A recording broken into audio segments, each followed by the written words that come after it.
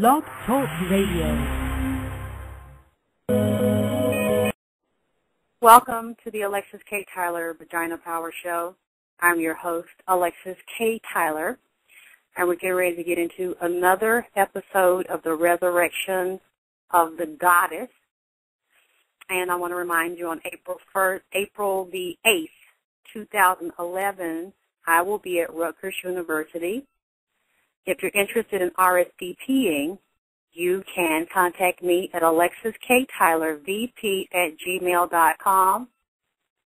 On April the 9th, I will be in Harlem at the Harriet Tubman School. If you're interested, again, contact me at alexiskttylervp@gmail.com.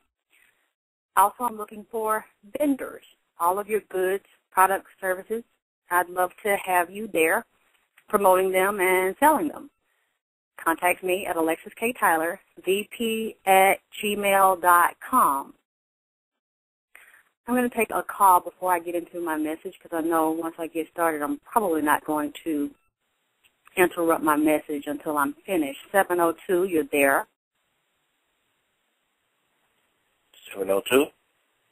You're on the air, 702. Oh, I just wanted to say hello, David. Hi, David. How are you doing? I'm okay. I'm just happy to be here, so I can listen in and get some of this wisdom that you have. Thank you. It's an honor to have you here. So I will be checking back in on you to get your thoughts and your feelings and your feedback because a lot of us have issues around this subject of the mother-daughter drama and the mother-son drama. So these are shows that I've done in the past, and I took them off YouTube. They're on my alexiskttyler.net site if people want to download those. But I can see that we still have a need to talk about this issue because I'm still talking to male and female adults, and I'm witnessing male and female adults that have problems and issues around the mother-daughter drama and the mother-son drama. So I'm going to get into this, and I'm going to check back in with you and get your feedback on it. You hear me? Yeah, I hear. Okay.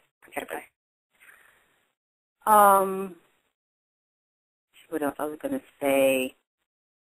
Oh, thank you, everybody, for tuning in and for listening. Hey, Nubian Goddess One. Hey, Diva X.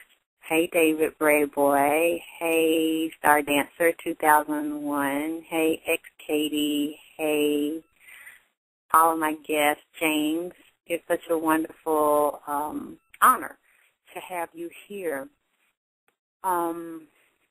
I want to get into something, too. Before I get into my message, I want to mention something. All of my fans and my listeners, my followers, I want you all to make sure, I want you to clean your computers starting today and every day, and I want you to make sure your security is tight on your computers and cut your computer off every night. Do not let your computer stay on all night long. And every day you cut the computer on, I want you to do a security scan on your computer. I've noticed over the past couple of days, somebody is trying to hack into my account and destroy my accounts, destroy my system. Somebody has been sending Trojan viruses to my computer, trying to take my computer, trying to wipe me out. Now, I don't know if any of you all are around that can remember a couple of years ago, somebody sent Trojans and put a keylogger on my computer and got all of my passwords from keystrokes and used it to hack into and destroy my websites, my YouTube, my MySpace, my Facebook, tried to hack into my PayPal. Everything that they could destroy, they did. And I see somebody is trying to do that again. Now, the reason why I'm telling you this is because when it happened before, I had a Ning site, and we had a chat box, a 24-hour chat box, so people would always be over there chatting and talking back and forth. They were attacking people, putting viruses in the chat box. as a result of that, all of the people that were my fans and that followed me were all hacked. They got viruses on their computer, and they put, since the viruses, they had directed the viruses to my website, anybody that would go to my website that did not have security on their computer had viruses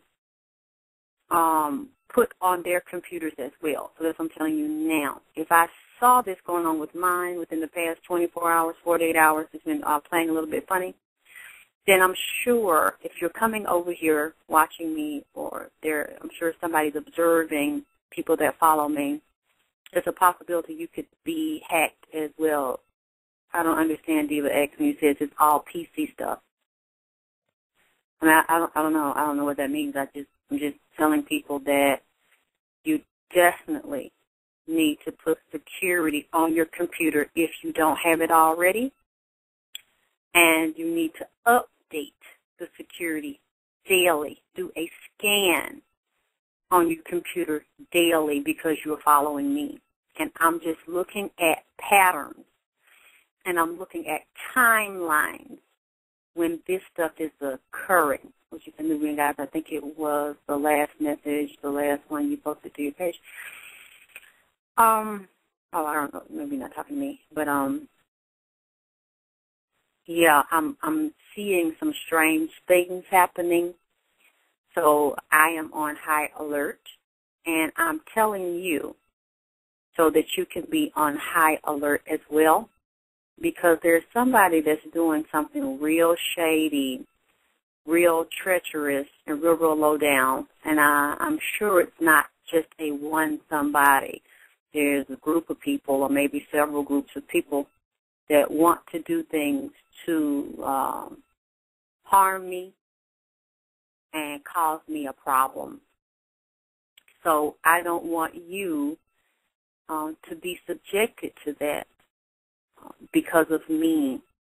So that's why I'm telling you now, you have to arm yourself with knowledge, and you got to protect yourself. Because I really don't want to see this happen. So I've made sure that I've had people deal with mine and take the necessary precautions. And I want you to do the same. Okay. Now, I have been talking to people that have these issues still with the mother-daughter drama. And some of us, I've dealt with some that have painfully, really horrific stories of women 16 years old, 17 years old, that are still dealing with the drama, 2010, 2011. Also, I'm dealing with women that are in their 20s, 30s, 40s, and even 50s that are still dealing with the pain associated with mama-daughter drama, and they feel like they can't overcome the mother. The mother might not physically be in their lives, but the mother is still mentally, emotionally, and spiritually in the mind of the daughter, still controlling and running the daughter's life. And I talk to them, and it's amazing to me because when I talk to them and I ask them, I said, how old are you? It's like, well, I'm 35, or, I'm 40. And I say, okay, and this happened when you were how old? And they can say, well, they were 10 or 15 or 25. And I'm like, okay, why is this situation still controlling you from 10, 15, 20, even 30 years ago? It's amazing to me. And I used to be one of those people that was controlled by the mother-daughter drama. And what I realized was, and this is what I always say to them, how old are you? And they like, I'm in my 30s. I said, no. How old are you, the part that's in your mind that is saying you're still devastated by this experience. And how old were you? I don't know. I'm trying to think about it. I said, well, how old were you when this occurred? Well, I was 20. I was 25. I said, okay. So that is how old the person is that I'm speaking to right now. And they don't really think of it that way. Because if you did think of it that way, then that means that you figured out the source of this fear, this pain, this jealousy, this insecurity that you're carrying. And that means since you know the source of it, you can tap into it and address the wound. Because the wound is why they still have the mental and emotional issue around that trauma and around that pain. There's like still a raw scar there. And it has a scalp on the top of it, but underneath there it's still pink. It's still very tender and it's still bloody, still pussy, still has a lot of inflammation in it. And you can tell because the person is crying or about to cry. They spend their whole days and nights consumed with this issue. And they're always talking about the issue. And what I don't understand is, and I try to get them to understand it is, and to understand it, to get this on a deeper level, why do you give your power to this particular hurt? Because it's a waste of fucking time. Why do you consciously sit and feed a wound with energy? Because you take your emotion. First of all, you put your thoughts on that particular incident or incident. You put your thoughts on your mother. You put your thought on what she did, what she didn't do, what she said, what she didn't say. And then you try to figure out why she did it, why she didn't do it, why she said it, why she didn't say it. Then it becomes a habit. It's one of your favorite pastimes. It's one of your favorite hobbies. Focusing on all this old shit from the past. And many women have children now. They have careers, education, husbands, hobbies, wonderful friends. Some may be loners, and they still trapped in this bubble. They still trapped in this time warp around the mother-daughter issue. Why she don't love me? Why she treat my sister or brother better than me? Why they sit up and talk about me all the time? Why they call me names? Why my mother say all these things behind my back? Why does my mother think I'm a whore? Why does my mother think I sleep with all these men and I don't take care of my child? Because my mother says I'm a whore. My mother says that I don't take care of my child. And my mama ain't never seen me do nothing like that. My mama know I work every day, all day, and I might have had her keep my child while I was at work, but she knows as soon as I get off work, I come and get my children. Or she know I take my children to the babysitter. She got my phone number at work. Why my mama say I'm out sucking dicks in the park? I'm just so hurt because I don't know why. I don't understand why she's telling everybody I'm a dope. That I hang with junkies and shit. That I leave my baby with sisters. Why is my mama just doing this? She know I ain't like this. I can't get over. I can't take it. You know, and they going through this. Then they ask the mama, oh, fuck it, I ain't say that shit. He a goddamn lie. I ain't telling no motherfucking shit like that. Get the fuck out of my face. Who you gonna believe, him or me? I'm family. You gonna go against me. And what you doing talking about your mama to a nigga? You see what I'm saying? They flip it. By the time they finish fucking your head up, because you confronted them about some shit that a nigga you was fucking with or your friend said, you more fucked up and you embarrassed and fucking ashamed that you brought the goddamn shit to the bed. Now wait a minute, did I hear him right? Did he say my mama said that shit? well, maybe I'm misunderstanding. Maybe I didn't hear the shit at all. And then you ask your mama, well, okay then. If he lying, now I've been through this myself. If he lying on you, well, why don't we put him on the three-way? That way you get on there because he said that you said this shit about me.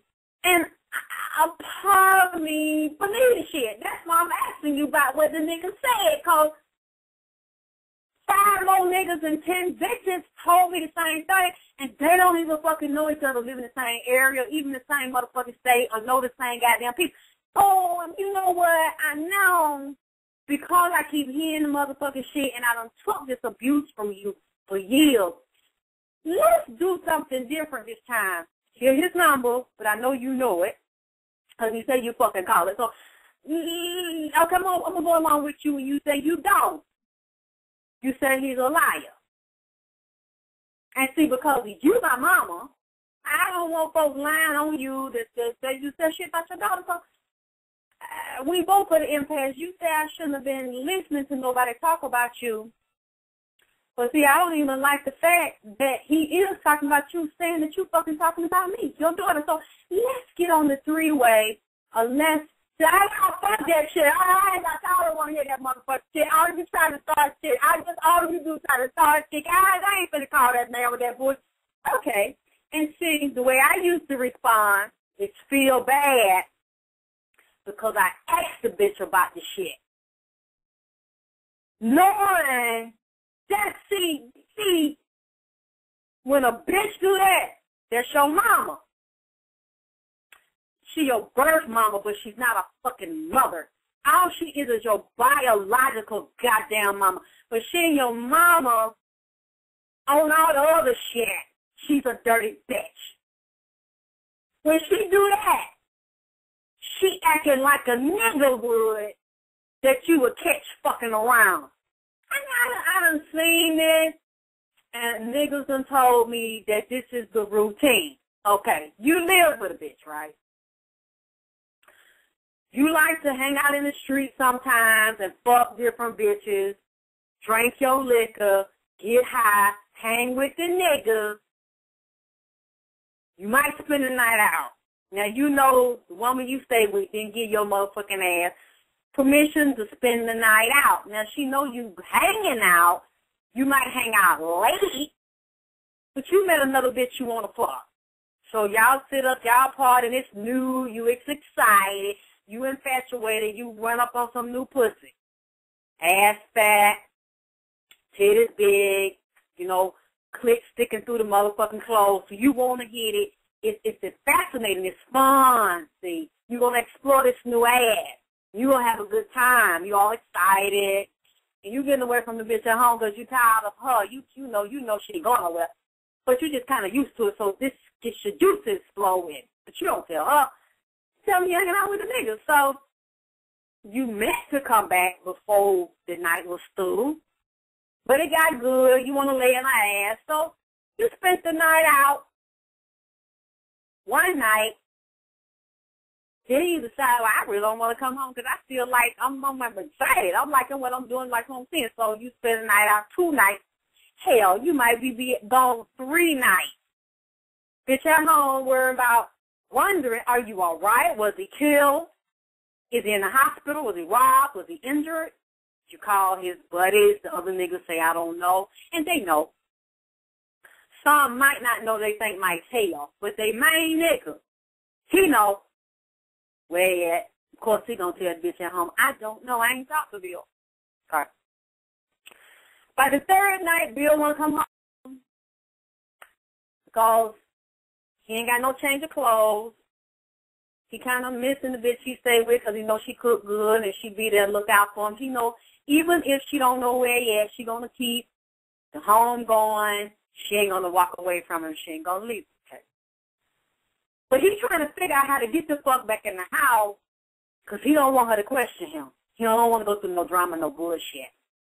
And he knows she ain't the kind of motherfucker that just going to let him walk in the door and walk through the living room, past the kitchen, into the bedroom, go take him a shower, bath, whatever, put his night clothes on or change his clothes and skip around and kiss her and say hello. and not bring up where the fuck you been for 3 days and 3 whole nights, Bill. What you been into? What's been up? He know he can't walk past her. He's going to have to answer to the mama of the house, because the woman is, even though it's his wife or girlfriend, she's still a mother figure, a teacher, a cook, a lover. She's the authority of the house. So you can't get past the female authoritarian figure of the house, because she's a ruler. She's the dominant figure in the house. So what he do, and I've seen this, because I've seen the niggas that was telling me about it was laughing about the shit. So I'm just like taking notes, okay? I'm just listening. He comes in the house with an attitude. He's extremely angry. He's not, but he comes off extremely angry. I don't want nobody sending me. I'm in a bad motherfucking mood. I had a bad motherfucking day. Don't say shit to me. I ain't got time for no motherfucking shit. And he walks past real fast in such an attitude and a real angry, acting, bad mood and behavior. She's not going to say nothing to him at that point because he knows his woman. He basically knows she does not want a confrontation with him. He's easygoing. So she wants to provide comfort in the home, because you know what a lot of black men say. We have to deal with the struggle and the fights and all the problems in the street and with the white man and working hard every day. We don't want to come home and have to fight with our woman. So he knows she's not argumentative and aggressive.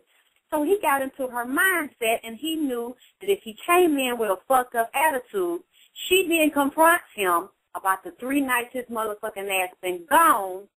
He's going to attack her, and it's going to get into another drama and an argument about why you confront me where the fuck I've been when you know that I've been working trying to keep shit going and trying to keep the bills paid and do shit for you, and I already had a hard day, and now you want to put more shit on me. You want to jug out. See what I'm saying? He done got into her psychology knowing she's not going to do that to him because she loves him. And she don't want to bring no more drama to him, and she don't want him angry at her, because now she's going to internalize it and blame her fucking self. So what she do? When he come in with that fucked up attitude, that's like a defense mechanism, and to deflect off him fucking another bitch and hanging out and shit, the wrong shit he did, so he will not be challenged and he will not be questioned and held accountable for what the fuck he did. He then uses her mind and turns it against her fucking self because he knows she got issues about that kind of shit between them and what's going on in the home. Okay, a low-down bitch that's supposed to be your mother, that's a master manipulator and a master teacher, that's what she's going to do to her child, because you know what you're doing? You're being disrespectful to your mother. Oh, yeah. You're a grown-ass goddamn woman. You're 30, 35, 40 years old. And when your mother looks at you and the way she's manipulated you and responded towards you, she ain't never answered for shit. She ain't never been accountable to you for a goddamn thing. Why? Because you're a stupid child. You're a stupid bitch. That's what you are. You are a young, dumb, romper room hoe with Play-Doh for a fucking mind. That's what it is. Your mind, your brain is fucking Play-Doh, and whenever she feels like if she takes her fucking hand, grabs that Play-Doh out of the goddamn can, squeezes it around in her fucking fist, pulls pieces off of it, and shapes that shit that look like damn Goofy, motherfucking cartoon character, Mickey Mouse, Minnie Mouse, and whatever fucking idiot cartoon character that she wants to make your motherfucking brain out of. And what you do? You dance to the fucking shit. You've been dancing to her tune since fucking day one. So now you have the nerve, because now she tell you to do some shit. I mean, she's been lying to you all your fucking life. You need to think back on the shit. Because people are like, I never thought my mother could do me. Well, how could she say it? And they said that she said that I was a fucking whore. And I didn't know what me to. And you say like a fucking idiot, crying in the bed to your fucking husband, or by yourself, or to your friends, and you 30 fucking years old. And you can't believe that your mother said, your mom been abusing you since you were fucking how old? 5, 10, 15 fucking years old. Your mother has been throwing your goddamn ass under the fucking bus. You know, I remember one time when I was going through this shit, trying to get over my mother. I know the main issue was not just the hurt and the pain from it, but accepting this bitch. Because you don't want to accept her. You don't want her to be what the fuck you want her to be. She don't want to be that shit. You see, I don't know what damn sitcom you watch. Because I used to go to the mall and watch mothers and daughters shop together and wish it was me and mine. Look at next door neighbors, look at daughters, tell me how close they were with their mothers, bought them a car, a house, those type of things. The mother tell me you do this and that for the daughter. The daddy tell me you do this and that for your daughter. She got pregnant, but you don't give a fuck if she got pregnant by a goddamn stranger. That's your daughter, and you ain't going to leave her fucking hanging. I heard those stories. I saw those things, and that's what I wanted my mother to be. So I don't know what archetype you watching. But the main issue is the bitch been like this. And women want to lie to themselves and say, I never saw this side of her. I never saw this coming. Why? Because you're a dumb bitch, too. You're a dumb bitch, and she know you dumb. Because you're in a grown body, and you're still a child in the mind, stuck in the trauma from the past, and you can't wake up for it because you're still crying for your mommy to give you milk out of her left titty. Yes, you are. You want her to nourish you. You want to suck off her breast. Because that's what she's supposed to do. A mother's supposed to be a caregiver and a provider. You're not supposed to get Similac out of a fucking can. Because she said, let life be in me. Let life be in my womb. I'm the goddess. The matrix is up in here, in my pussy, and you go through the cervix and hit the damn uterus, and you said it can happen in here. I am the creator of worlds, and I am the portal, the time portal through different dimensions and galaxies, and I bring them in, and if I want, I suck them out. I got the power to do that. I said you can come over in here. Your soul accepted. But what you didn't realize was when you come into a woman's womb, you are, yes, a spiritual being that came in through spiritual fucking. Because you cannot come into a woman's womb on a spiritual level without some sex. Unless you got implanted artificially. But the sex still goes on. Because co-creation, there must be a bonding, electromagnetic charges, and chemistry. So on a higher level, there's still fucking. Some had to go on, and it has to go inside, go on, get inside, and incubate inside of a female womb.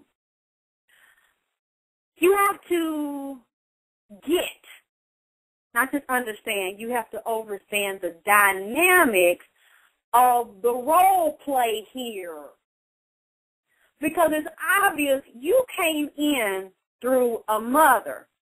So that means that you are subservient to the mother. While at the same time being superior to the mother. Okay? Especially when you're somebody like me. Because my mother challenged me to a duel, and she won for a lot of years, and then I decapitated her ass.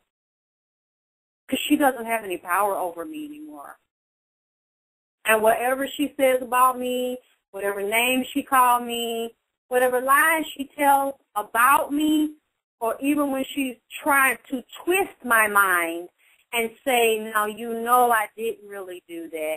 Now you know I didn't say that. Why are you making up these lies on me? Oh, my head is hurting. I have to get off the phone now because you're such a liar. And you start all of this conflict and, oh, I know, so why your baby daddy said that I told him you were a whore. You know, and I'm like, okay, well, let's put him on the phone. You know, I don't have time for this shit. You know, I'm feeling sick. You know I'm sick. I'm going to go take my medicine. And I just have to, yeah, you can't do that to me anymore, bitch.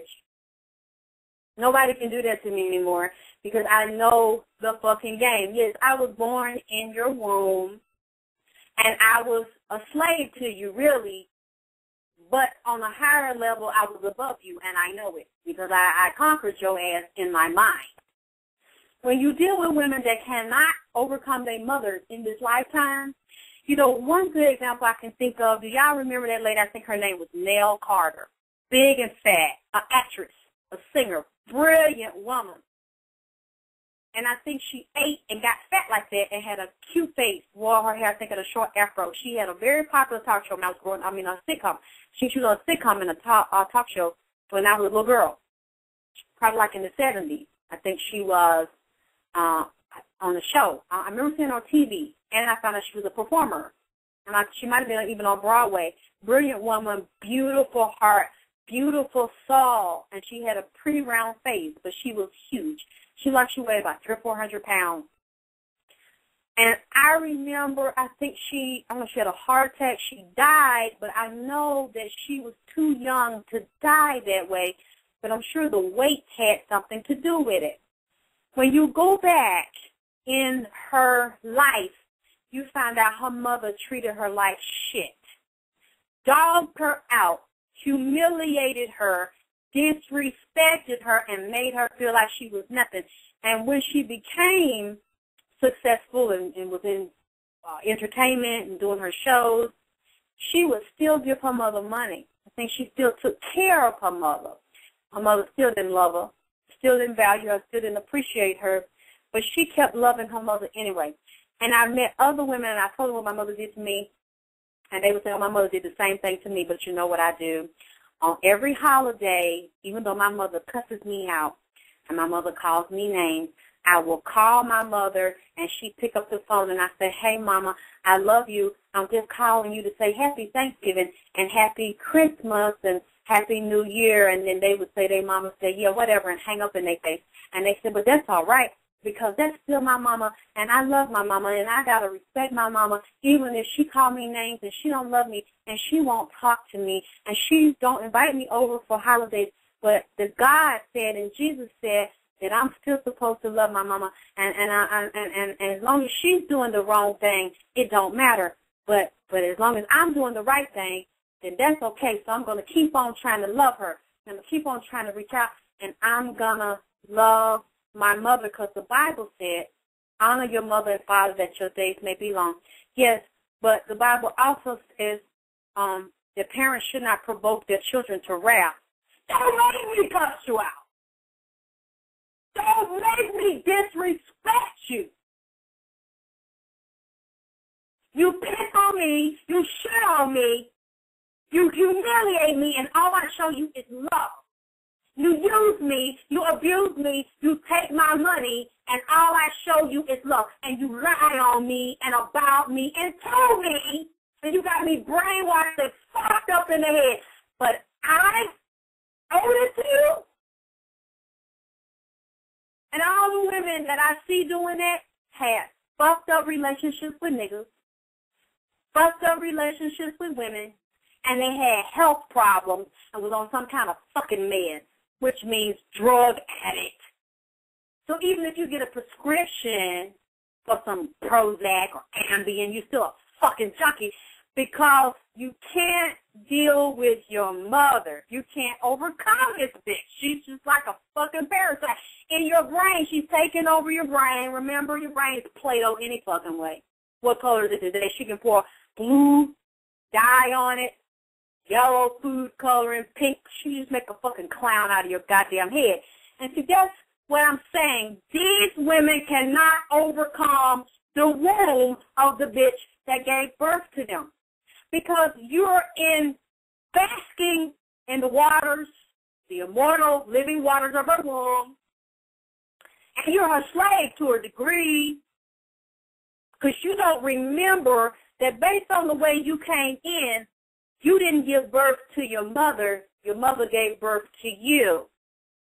So that means y'all were fighting for power before she conceived you to come back into the third dimension to get a body. So that already tells me, by me coming through my mother's womb, I already had some unresolved issues with her. She had some problems with me. We didn't get along before. She stepped on my fucking throat before, in the previous lifetime. She took my voice. She took my power. Then I'm in your womb, and now you're doing it again. Because I need you to breathe. Because if your mother's pregnant with you, and she decides to stop breathing, you suffocate. You only got a certain amount of minutes to survive. She gets killed. You're living in her womb. If you're 2 or 3 months into the pregnancy, the first trimester, you're not going to make it. Forget it. You're dying right with her. You're going to rot inside of her. If you're in the second, maybe if you remember the third trimester, it might be possible, but they got to get you, either if they can do it on the spot, if she had a car accident and she was killed in the car accident, they got to get you to the hospital, her dead body, basically, her corpse, and keep her on life support if they can. Keep her vital function and her breathing, give her false respiration until they can do a C-section to see if they can get you out of her. And then they got to make sure they can put you in an incubator and they can keep you alive until you're old enough to sustain yourself. If you can't, you're fucked. Because she's the dominant bitch in the relationship. You saying she started off putting her foot on your fucking neck because you are inside of her.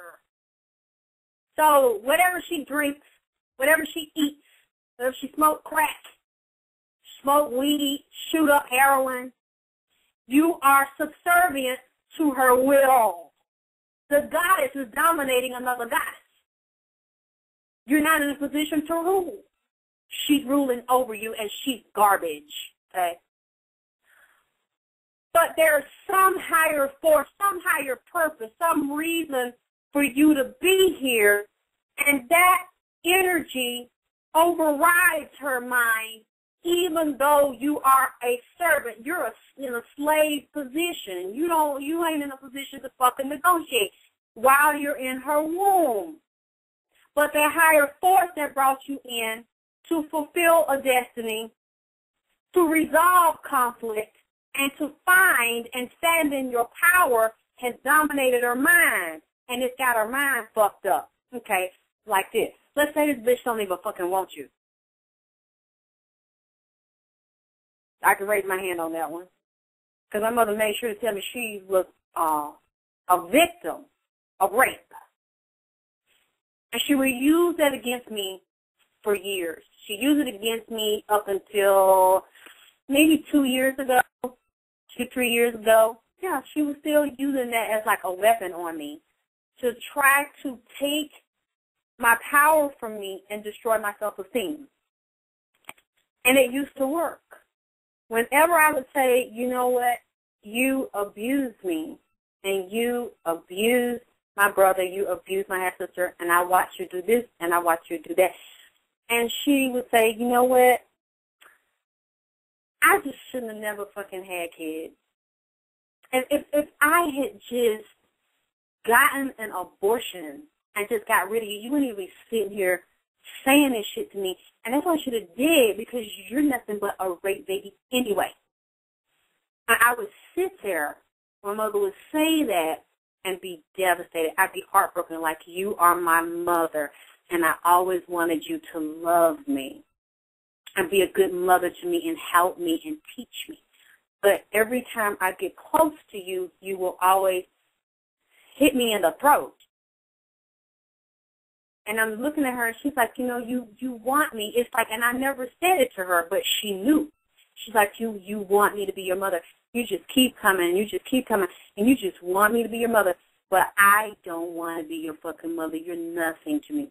And I remember my mother saying these things, and my heart was broken by my mother. My heart was absolutely devastated by her. Because I would always wonder, well, why did you do it? Why did you bring me here? But what I realized is it had nothing to do with her. There was a higher purpose and there was a higher meaning for her abuse and her pain. So when people would come to her and say, well, I know you're going to have a beautiful baby, so if you don't want her, Patricia, just have her and give her to me. Because I know that she's going to be beautiful, so give her to me. Or you know that you can drink these herbs and you'll have an herbal abortion. You'll just go to the bathroom and you'll just shit her out or piss her out. She'll just slide out of your vagina. You know, we'll rupture the uterus or make the uterus have convulsions. And it'll be like you were never pregnant. You can forget about the whole thing. You know, or we can go to, you know, the backwoods abortionist and you can get an abortion and you won't even have her. You know, and nobody will know. It'll just be a family secret. Like a lot of the abortions these cocksucking bitches done had and pretend like so goddamn conscious and spiritual. We'll just do that. How about that? I mean, you're only 16, so I'm doing this for you. I'm looking out for you. Something inside of her, the power over her that overrode her domination, since she's the mother, I'm in her womb, jammed her fucking frequencies in her mind and kept the bitch confused. That's why you'll see women, one day they want an abortion, and I'm so depressed, and I hate that I got pregnant by this nigga and caught up with this baby and what I'm going to do. Then the next minute, you know what, I think I'm going to have it. The next minute, you know what, I'm confused, I don't know what the fuck I'm going to do. And they go back and forth, up and down, off and on. By the time this bitch finished confusing her goddamn self, she's 9 months pregnant and she's about to deliver. She gives birth to the baby that she said she never wanted to have, but did not have the fucking guts to have an abortion, to starve herself to death, which is still a form of abortion, or to have give up a baby for an adoption. Something higher than her that knew the mission and the purpose of herself and the baby in her womb forced her, even if by keeping her ass fucked up in the head and confused, to give birth to that child. Because her mission might not have been what you wanted it to be. Her mission might not have been to conceive and give birth to her daughter and love her daughter and play games and swim and shop and I brush your hair and you brush mine and we have popcorn and we watch movies together and we paint together and we play Twister and we read to each other books and we go to the park and da-da-da.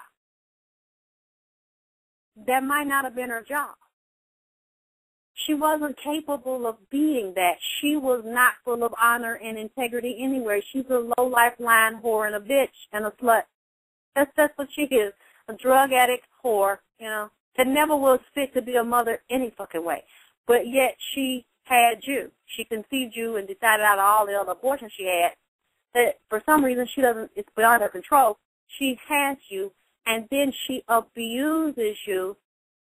See, I'm going to have to go into another show about this. I think I will probably end up doing workshops around this because this is such a deep thing. The mother then starts a brainwashing mind control technique. She starts a whole procedure.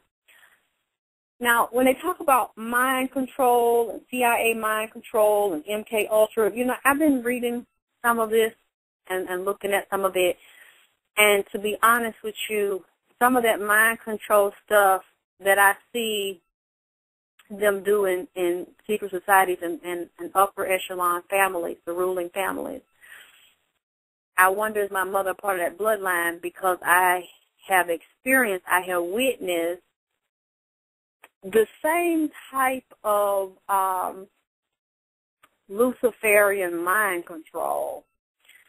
And I have seen other children, as I grew up, subjected to that same type of Luciferian mind control. Because the most powerful way, it's one of the most powerful people to do it to their child and to their daughter is a mother, okay? Because she has the connection to you or somebody close to the child. Sometimes people will give their children or deliberately have babies, breed babies, to give them to those types of people. And they start raping them early and beating them and torturing them early, doing a lot of psychological warfare and torture on the mind of that child. And from what I'm seeing, I know for a fact that a lot of these people, especially our people, since we were here first, and a lot of people study and learn things from our people or take things and break them down and perfect them and twist them to be upside down magic and left hand shit to oppress us. They get it from our people. A lot of our mothers are possessed with entities, negative, destructive entities that embody them. So it looks like a physical body, but it's really not.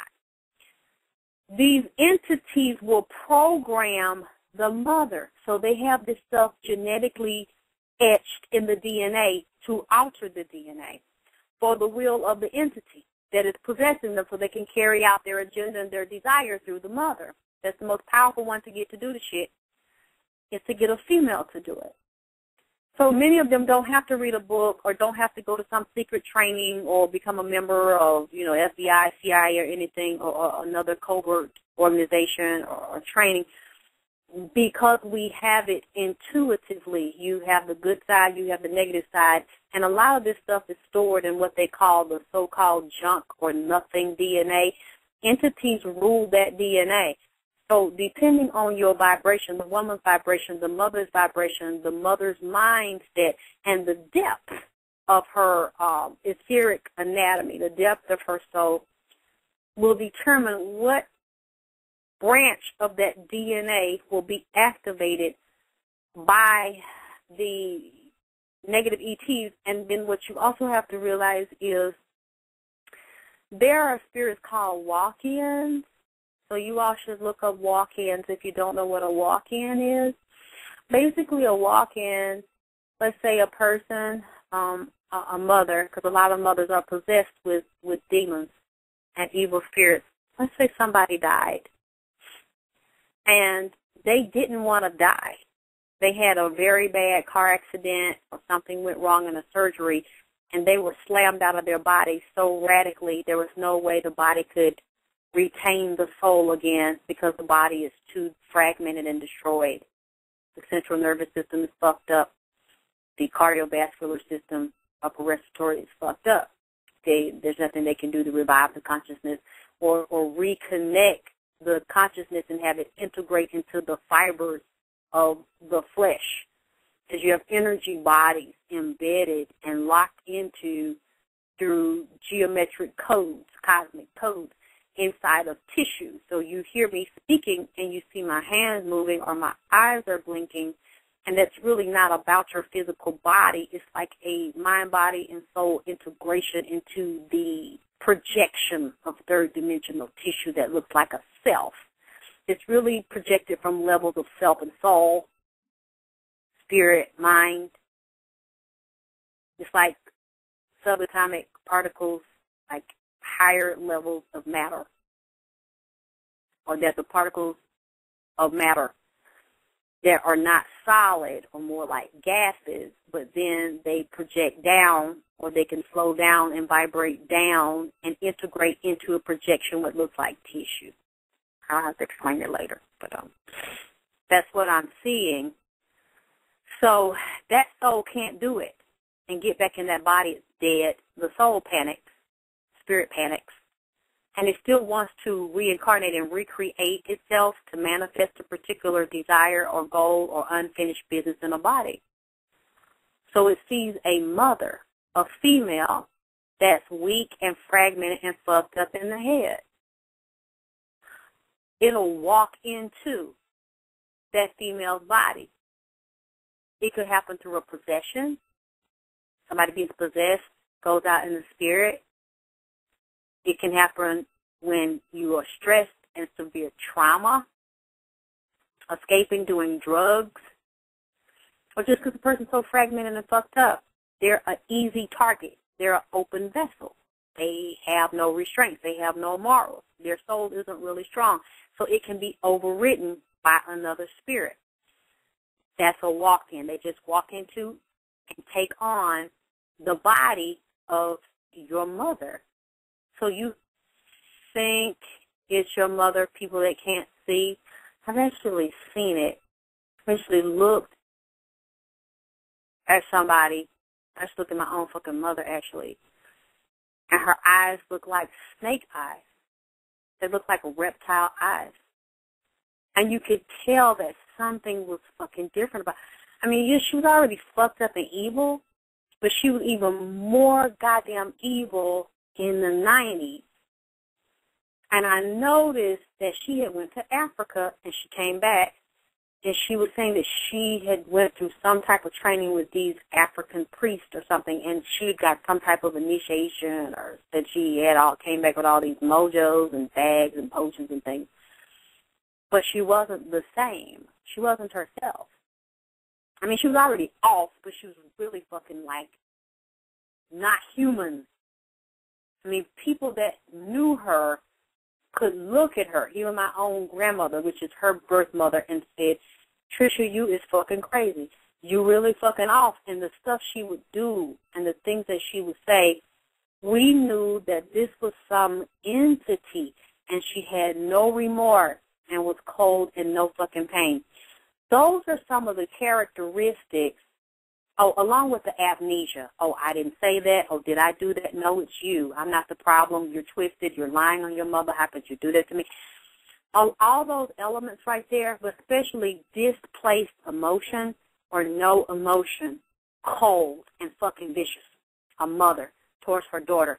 That person is not all there. And when they see the pain of their daughter, they have no remorse whatsoever for the pain they have inflicted on the daughter. It's like, let me make up some shit. Let me think of a lie to put out to the public and to get other people to join in and to help me disseminate the lie to attack my daughter and then get pleasure from the pain.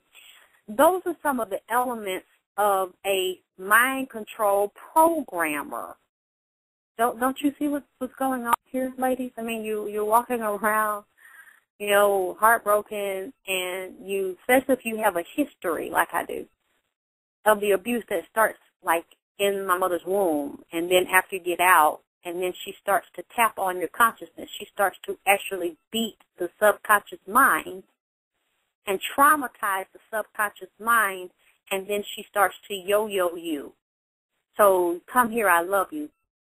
Sucker punch, put you away. Come here, I love you. Sucker punch you, and then she's cold.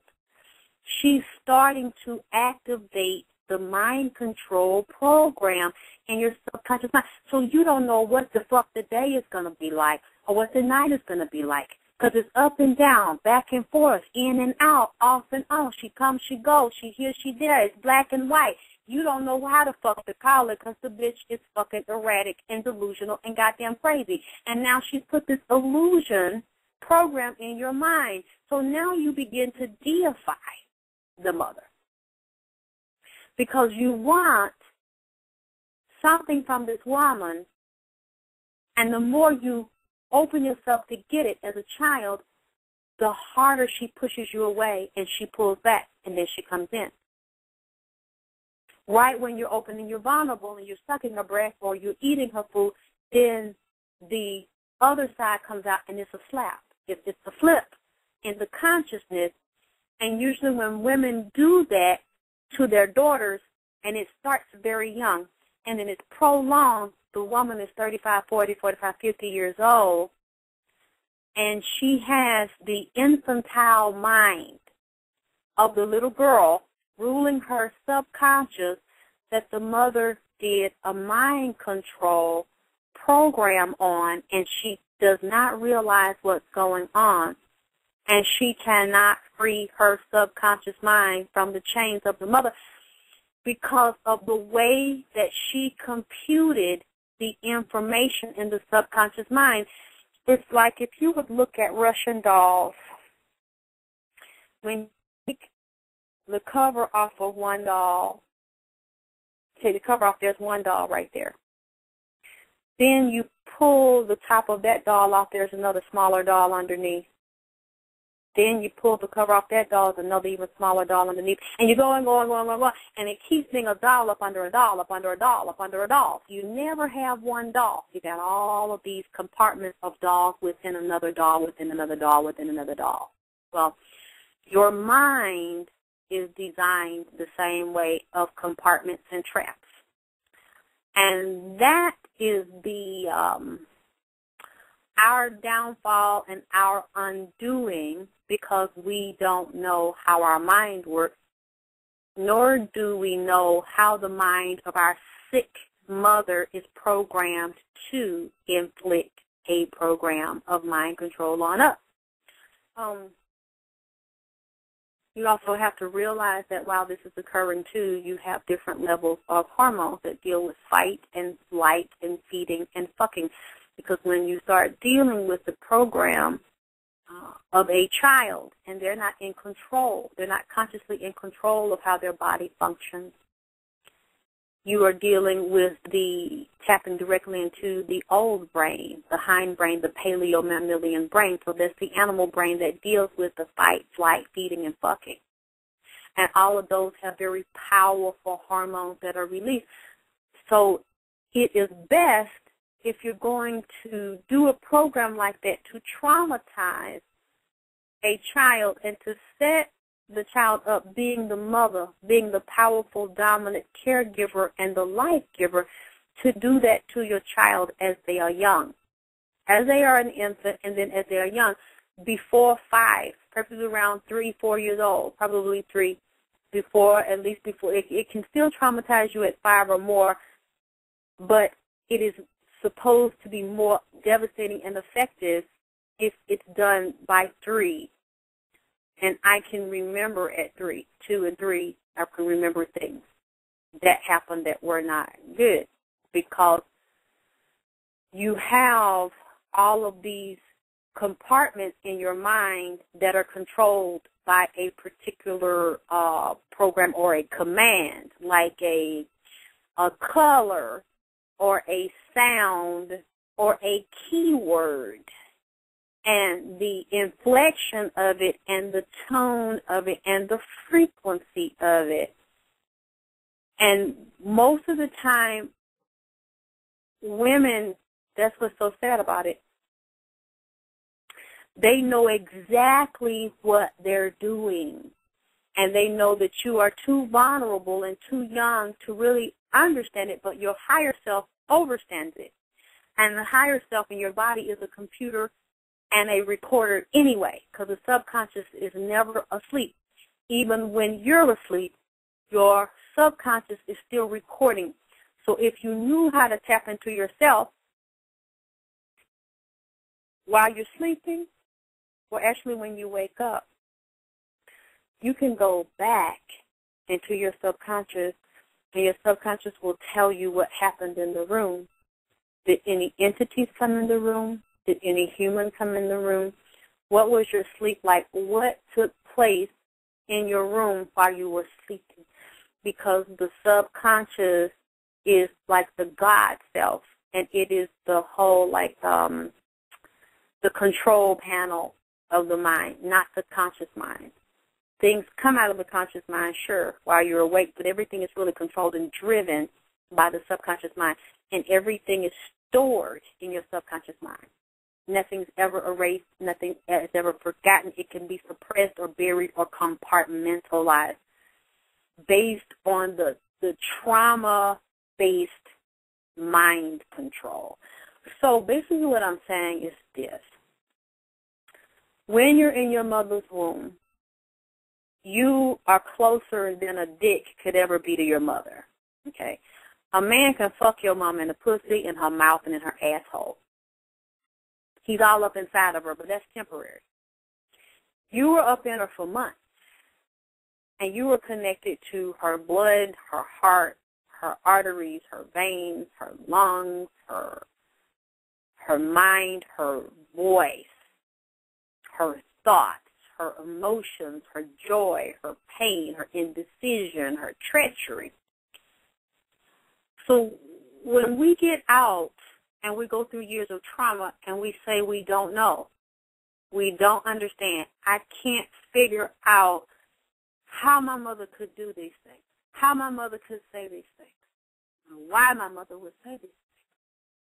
Yes, you really know the answer to those, but because you don't know yourself, because you have closed off from the vast computer that holds all cosmic knowledge in your subconscious mind and that's connected to all people, places, and things, then you forget how to master your mother.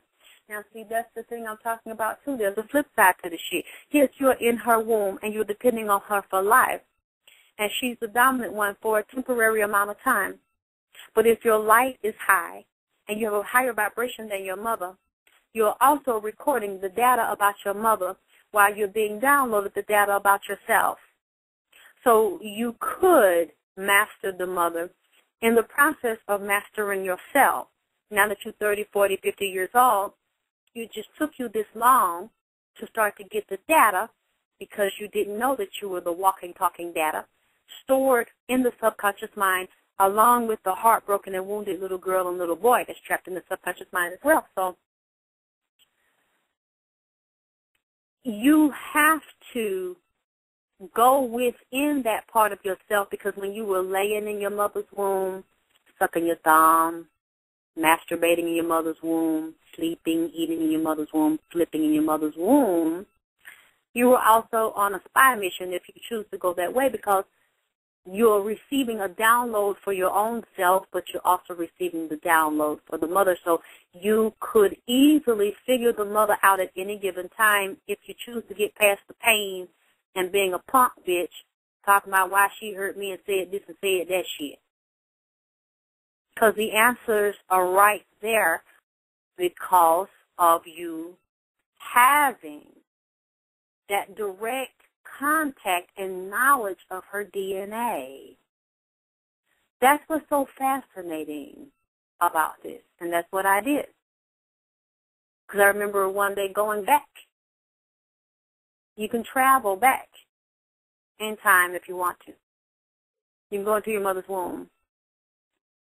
And I remember feeling inside of her. I actually was inside of the sac, inside my mother's uterus, and I remembered that it was so cold, and I was lonely, and I was hungry. I was big, and I could tell I was big.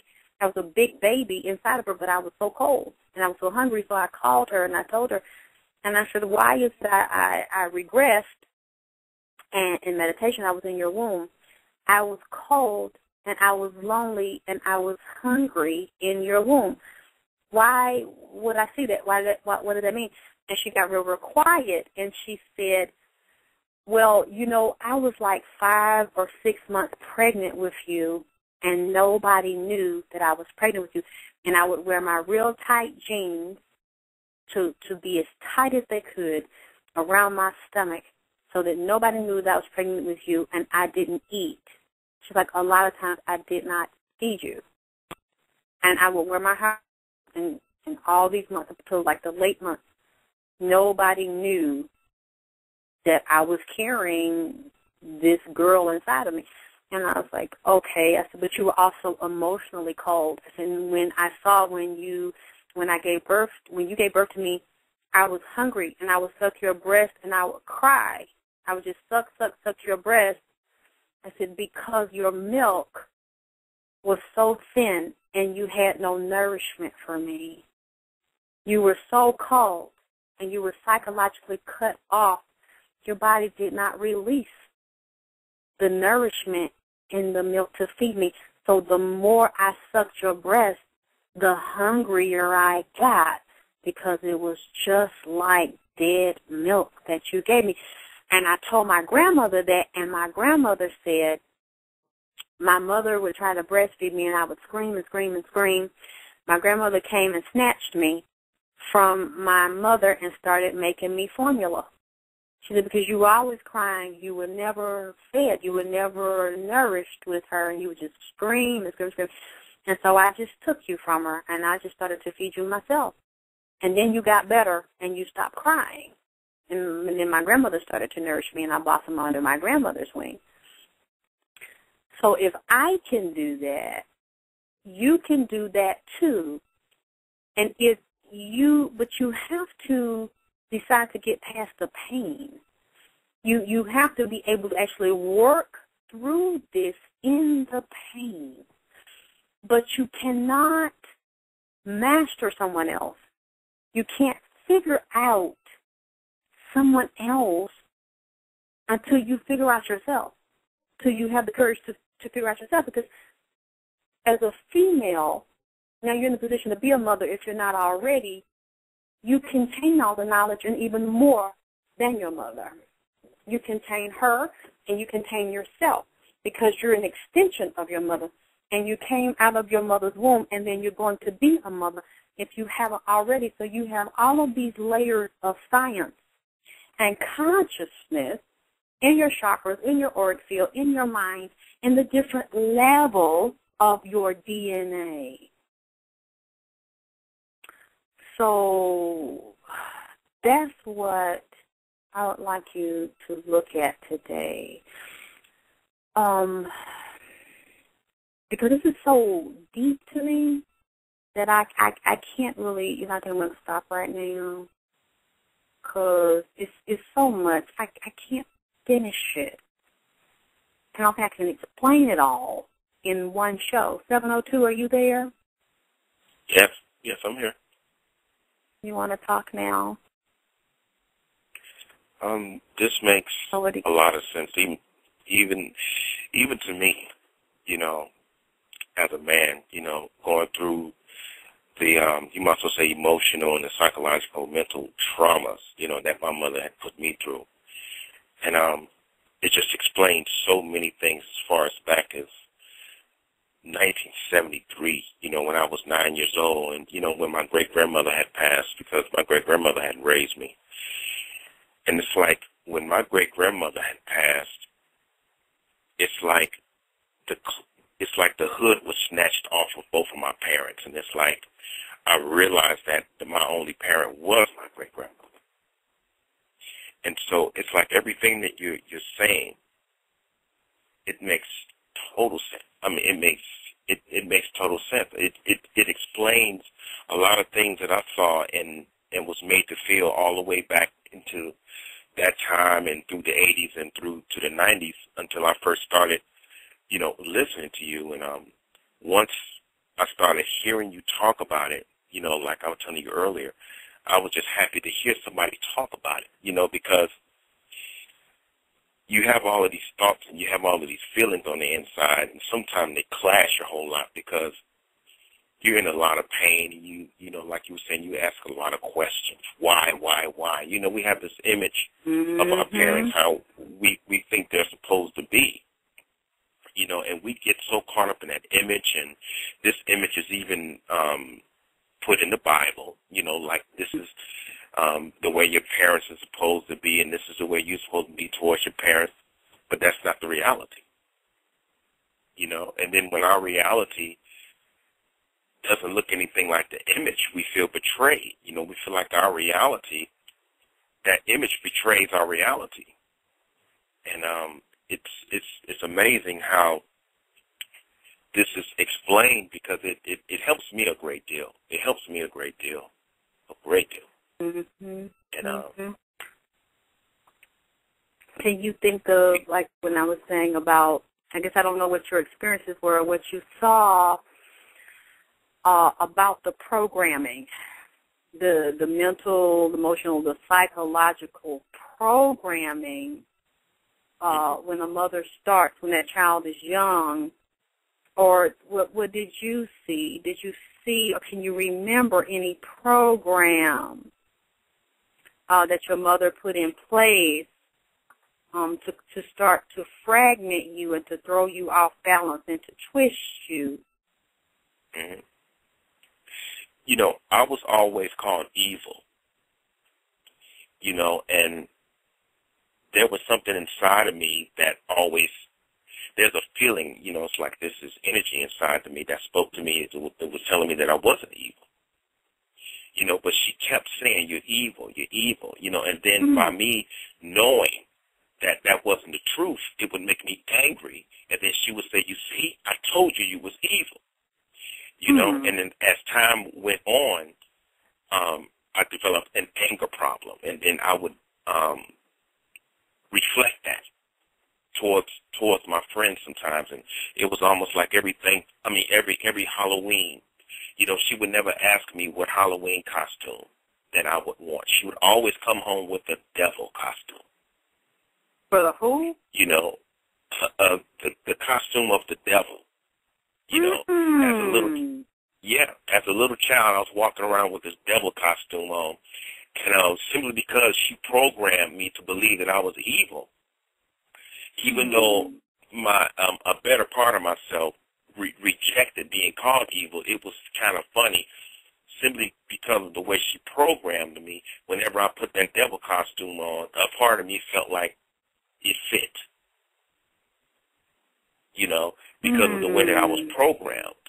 So it's like when you somebody keep programming you after a length of time, and by this coming from your mother, that puts you in that pretty much puts you in the position in pretty much every way, if you're not careful to accept that as reality when that really is not your reality. That destroys your self-esteem. But did she say, or did you ever figure out why she would say that to you? Nope, not at all. There was times to where I would feel a stress, and I would go inside of myself and try to identify it, and I couldn't identify where the stress came from. And I would ask her, when you was pregnant with me, were you going through something? What was going on? I said, because sometimes I'm stressed out, and I'm not doing anything to stress myself out. This is a 13-year-old child talking. And she would tell me, well, when I was pregnant with you, your daddy used to stress me out, and when I was pregnant with you, I really didn't want a boy. I wanted a girl. She said she had a name for me, and everything, so by my dad stressing her out because she didn't really want any more kids, and by her wanting a girl, that just right there told me, well, I wasn't wanted at all. I came out as a boy. What she was saying. Yeah. That's what she was saying, just like my mother said to me. So it's like when she said that, how did you respond? It makes you feel like it's humiliating, and it makes you feel like you a piece of trash. It makes you feel like you're absolutely not wanted. You're not wanted by either parent. And then there's a part of you that said, but that's not natural. How could that be natural? But hearing the way that you explain it, because it makes absolutely sense, it is absolutely natural for them. Because they're children of a lesser goddamn God. They are children of a lesser God, and this is very natural for them to respond this way. And we think because they gave birth to us, they're supposed to respond in a different way, but you're failing to see the natural agenda of this woman that gave birth to you. She's really being her fucking self. Right. And she can't get past the who, what, when, and why of her own trauma and her own pain. Yep. So she's decided that she's going to give over to the dark side. And a part of our nature is really, I have to speak for myself, and I hope I'm getting this correct, but I have to say I'm speaking for myself on this. But, there's a part of our nature, if not our entire nature, that has this need to be loved by our mother. You know, and a part of our nature loves our mother because we feel like we should, we're supposed to. And, you know, there's a part of our nature, you know, because it's like you were saying, you know, we were carried inside of her for 9 months. And you know how some mothers get close to their child within that 9 months time. Well, that works both ways in a sense. You know, and that child comes out, it needs its mother's milk. You know, it depends on its mother. There's a natural instinct for the child to look for its mother for proper nutrition. And it's disappointing when she put a baby on her breast and that baby is betrayed by its mother because its mother didn't properly take care of herself. You know? And someone else has to take over. I mean, that's humiliation already. But you know what? It is too. Look what it says, because a lot of babies don't have anybody to take over, and they're stuck to fend for themselves. Or you got a baby. I've seen babies 9 and 10 months old eating goddamn bun and Cheetos and white bread. You know, that comes out of a white bread loaf, just bleached out flour that has no nutritional value. That's what that child is depending on. I've even been to some women's houses and seeing that children are standing there watching the video channel with the mama, 1 year old, damn 2 years old, holding a bag of damn barbecue tater chips, walking around eating a damn bologna sandwich with mayonnaise and shit on it, trying to sing damn Lil Wayne and shit. Standing on it, and the mama up there just watching the shit, thinking that shit is normal and think that shit cute. One of my listeners, LeGrand Negrita, said, Reverend, this makes so much sense. I had to come to the realization in the last couple of years that my mother that brought me here is my birth mother only. Her job is done. She will never be what I wanted with a high desire because it's not meant to be, and she never wanted it. People do not want to realize that just because a woman is born with a vagina, uterus, and ovaries, that she's divine, to be the true definition of a woman and a mother. When you come up like what we did with mothers like we had, we have to learn them and learn them fast because they do not mean us any good. It takes great courage to be clear, concise, and totally honest with yourself when you have a mother like this. And see, I knew intuitively as an infant that this bitch was dead. She was fucking dead inside. And she was killing me. That's why I was hollering so goddamn bad. And she would say, you know, you would just suck. Now I know why I suck, because I'm fucking from a goddamn corpse that is spiritually, mentally, emotionally dead, and your body responds to your mind. Her mind could not release to the body what was due me. You owed me, and you could not give me what you owed me, even if you felt like you could not fucking give me what I needed mentally and emotionally, spiritually. God damn it, you owed me biologically for my own physical fucking survival. Right. I knew, like babies know, because I know when I had my son, I let him sleep in the bed with me, because I didn't have that closeness with my mother. And my grandmother would say, you better not put that boy in that bed, because you put that boy in that bed, it's going to be hard to get him out of that bed. And it was hard to get him out of bed. He got 6, 7 years old, I want to sleep with mama. You baby, you can't sleep with mama, because you are a man. You're growing to be a man. You can't sleep with mama. And it was very difficult because we were so tight. And with me all the time, unless I was just working, he just couldn't be with me. I wasn't going to do to him what was done to me, but I remember he was only a few months old. And I would sleep in the bed and I'd be rolling over on one side of the bed. That baby in his sleep would roll, just big fat baby. You see rolling over. Just, you know how you can make your body tumble when you're just rolling in a circle, just rolling. That baby roll up under me, and I say, how does this baby find me in the dark? He's only 3 months old. He was even younger than that, a month old. My grandma said because he finds the milk, they can smell the milk. They know what you got, and they know it belongs to them. Mm-hmm. It's natural. That baby is bonded to its mother. I have even seen women that have children that's not theirs, that adopt babies, or they want a baby so bad, or they're keeping a baby, and put their breast in the baby's mouth and get offended. Because you think that this is a helpless child that doesn't know anything, and the baby will not suck the breast because the milk has an odor. You all are connected to the baby, biologically, chemically, spiritually to the baby. The baby knows where the goods at, where the milk at, where the dollars at. So you don't even have to say it's going to get out. I've seen women that just had babies, the baby's, a day old. They still in the hospital, 2 days old. And I hold them, and that baby's hungry. That baby starts squirming, hold up to the chest, and starts moving his face up against my chest. That baby starts screaming. I give it to the mama, the baby starts moving.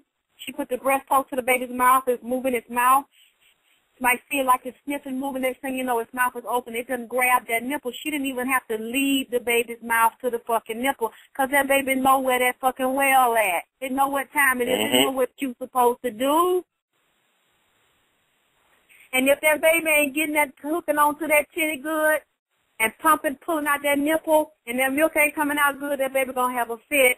You're going to have to get that nipple adjusted right so it can get the nourishment that it knows that it's due from you. You owe the baby. So what was happening with me, I knew she couldn't give it to me. I told the fucker was dead from the inside out, and you just decided, look, I don't have it for this girl. I don't want to be her mama. I'm fucked up because the nigga don't want me. You know, I'm dealing with the rape, whatever. So I can't look at her because I'm thinking about the nigga. So fuck her. I'm not going to try to be her mom. I'm not going to try to feed her. I don't want to fucking feed her. So basically, the body is producing the milk because your breasts are full of milk anyway after you have your baby, because that's what it's supposed to do. And this, whatever you're thinking, the body will respond or shut down to what you're thinking. So there was, like I said, a higher reason for me being here. So luckily she was in her mother's house, and my grandmother said, God damn this shit, snatched me up. I'm taking her. And my mother knew not to say nothing, because she would have got knocked the fuck down. So I'm taking her. Yes, can I take her? My grandmother didn't ask no questions, snatch her up, and I'm gone. Then you ain't something, you fucked up. Something wrong with you. I'm going to handle this from this moment on. Because she intuitively understood. I have to step in for this child's survival. And she didn't even know what it was for. Because I said, Mom, did you know what I was and what I could do and what I would be? She said, I didn't know. She said, I kind of knew it was something, or I was attached to issues, but I didn't know exactly what it was. So that's why I know a lot of times when you see certain children protected and they're being abused, and somebody step in and say, you're not going to do that to that little girl. You're not going to do that to that little boy, or you're going to have a problem with me. Because there's a higher motivation, there's a higher force that is guiding your whole creation and the steps. Even if you go through some bad shit, they still just don't let that shit get so goddamn far so the shit don't fucking get out of hand. So you get killed, you get handicapped, you lose your mind, you lose the way to the point that you can't recover because you have a mission. And see, that's what I'm saying. I don't like when women are that fucking old and they tell me I'm going through this, I'm going through that, and you cannot overcome the memory. You can't get over the emotion because you've been crucified by this hoe, and you cannot overcome the crucifixion. You have given her all of your power.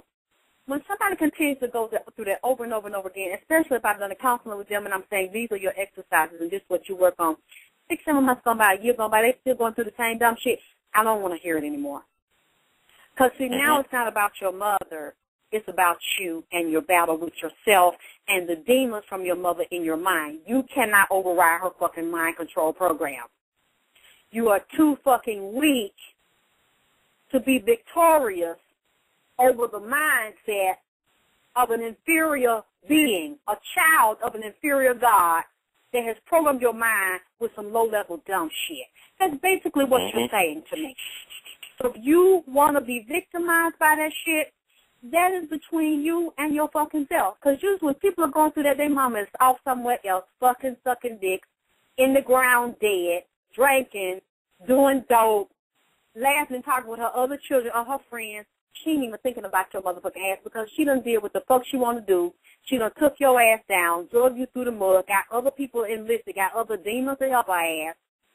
She don't give a fuck. Now that you broken and you done fell down and can't get the fuck back up, her mission is accomplished. Yeah, you a weak bitch, just like she said.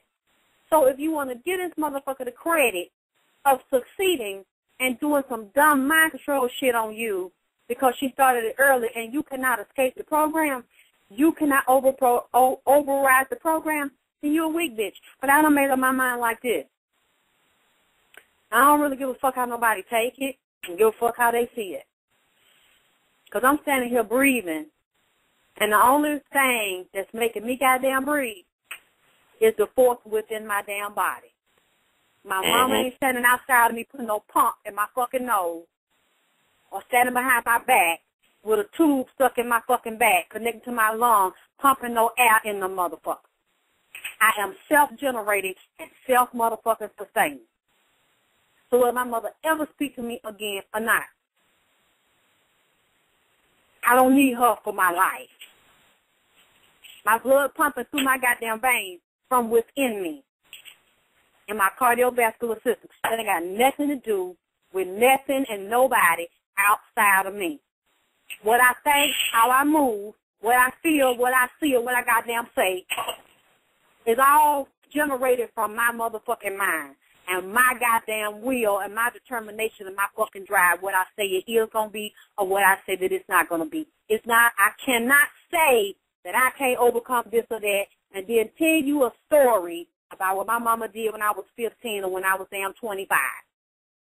Or even what she said 2-3 years ago, I don't want you and you ain't shit because you're rich. I can't do that. To me, it's illegitimate. It's more illegitimate than her saying that I'm illegitimate. To me, you're a coward, and you're using those excuses for your failure to justify your failure because your mother has conquered your motherfucking ass and kicked your ass in your mind. So a lot of our mothers have physically beaten us, and because they physically beat you, they have now beat you in your mind. I will not entertain those conversations for too long. Now, if I just talk to you the first time, you don't know me, you don't know what's going on with yourself, you fucked up in the head, that's different. I'm going to take some time out with you, and I'm going to say, look, this is how you have to heal yourself, because I can't save you. I can only give you tools and suggestions. You have to save yourself. But as time goes on, and they still using that same wound, or they're stuck in a time warp, they're stuck in that wound, I'm not going to climb down in that and participate and say, yeah, girl, I'm a boo-hoo with you, and my mama did that too. Now, when I say those kinds of things, I use my life as a testimony. I'm not depressed at this moment by anything I said during the show about what my mother did or didn't do, what she said, didn't say. I don't want to go cry. You know, I don't want to go eat a whole plate of bonbons and ho-hos and Twinkies because I'm depressed.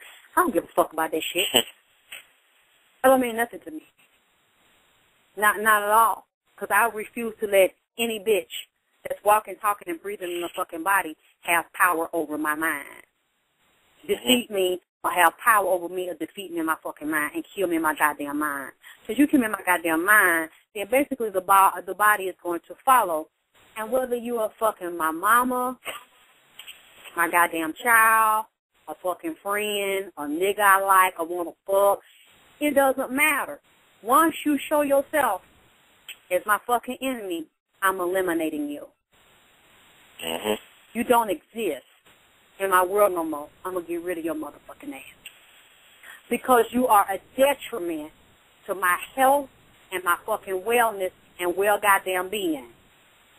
These people always talk about health and goddamn wellness, womb wellness and all this bullshit. You are bringing hellness to me. You're not bringing wellness to me. You're bringing hell to my spirit, hell to my pussy, and you is upsetting my womb. and you is uneasing of my mind, and you create upheaval and hellness in my damn mind. And when you do that and you show yourself as a fucking enemy and you start saying shit to me that upset me and hurt my fucking feelings and that I don't goddamn like, your ass is dead. Do you fucking hear me? I'm not one of these bitches that you say that I ain't shit and fuck me and that I ain't nothing to you and you one way 1 minute and you another way a goddamn another. I'm not finna sit up. Well, David, why do you think that he don't like me no more? Well, why do you think that she don't want to do it no more? Well, why do you think she said? I might ask you that one time, David. If some fucked up shit just happened now, and it's a little shocking to me. You say, David, what you think about this? Check this out, check that out. Now, what you come? Because this is what I think. Well, I want to get a real man perspective. What you think? Once you tell me, and we come to the same fucking conclusion, motherfucker ain't shit. And they don't give a fuck about me. Maybe a day or two I'm going to go through with you, but after that day or two, basically this shit is a fucking rap, and I don't know them no more. See, a lot of these bitches ain't got that kind of motherfucking heart. You're not a lion-hearted bitch. You just say that. You run your fucking mouth, and then they want to give me excuses. Well, you know that is my mama. No, well, you know you is a dumb bitch. Well, you know I can't do that because you know I still work with him, or you know I still work with her. No, you don't want to do it, bitch. You really don't want to fucking let this shit go because you is a weak bitch. That's what I know. Don't try to explain the fucking shit to me because most of the time you telling me some shit like that, I already know about it. Because not only have I heard about it or I done seen it, I done lived the fucking shit. You's a fucking coward. And you's a punk bitch, and a part of you really don't want to let the shit go because your mama or the fucking nigga mean more to you than you mean to your goddamn self. And your mama programmed you to be a fucking loser and a coward and a goddamn half and half bitch any fucking way. Half for yourself and half for everybody else. Or none for yourself and half for your mama and half for a nigga. Half for your mama and half for your fake ass motherfucking friends or fake ass goddamn agenda pretend to be something else. You always been in a half and half goddamn bittersweet in and out hole. From the fucking beginning. You can't choose your fucking side. Because you too weak to choose your fucking side. And a lot of these bitches get a word to a woman, to their mama, or to a nigga, and they can keep their word to a nigga or to their motherfucking mama. And neither one of these bitches or the bitch-ass nigga don't mean them no fucking good, but they cannot keep their goddamn word to their fucking self. They break their promises to their self all the fucking time. They procrastinate when it's stuff to do for their goddamn self or to build their self up so they not no weak bitch no motherfucking more. You can easily do that shit and you can justify letting yourself down, lying to your fucking self, breaking promises and say you're going to be this and that and don't fucking follow through on the motherfucking shit. But you wouldn't dare do that shit to your no-good-ass mama or a nothing-ass nigga that done broke promises to your motherfucking ass plenty of times. So really you don't think much of your goddamn self. So that's why you can lie to me. And tell me, well, you know it ain't that easy, and you know I just can't deal with it. You can't deal with it because you don't want to fucking deal with it because you don't want to tell yourself the truth. You don't want to look in the mirror and say your mama ain't shit, and she don't give a fuck about you, and you don't want to look in the mirror and say the nigga ain't shit. Anytime a nigga can drop your motherfucking ass for another goddamn bitch, or choose somebody else over you, or flip the game, or change the agenda on you, so you thought it was one motherfucking thing, or it's really another, or the nigga said one thing, and the nigga really meant another, he's showing you another. Cancel that motherfucking bitch-ass nigga. Your mama do you like that, anybody do you like that, no matter how much that fucking shit hurts you, no matter how much that shit goddamn disappoints you. You got to have enough motherfucking balls to say, you know what, I'm out. It's a goddamn rap. I don't want to do it, and I don't fucking like this. But since this nigga done crossed the line like this, I'm going to draw my motherfucking line in the sand on this shit. Because I know if I continue fucking with this nigga and fucking with my mama and all the things that she done showed me, I can't look in the mirror and have no respect for myself, and she don't respect me, the nigga don't respect me, because they wouldn't even start off doing what the fuck they doing, or reduce the shit down to talking disrespectful out your mouth, or just your fucking behavior. I can't respect myself by letting nobody fucking handle me like that. And the hurt I feel, the pain I feel, the regret I feel, I'll get over it. I can live with it.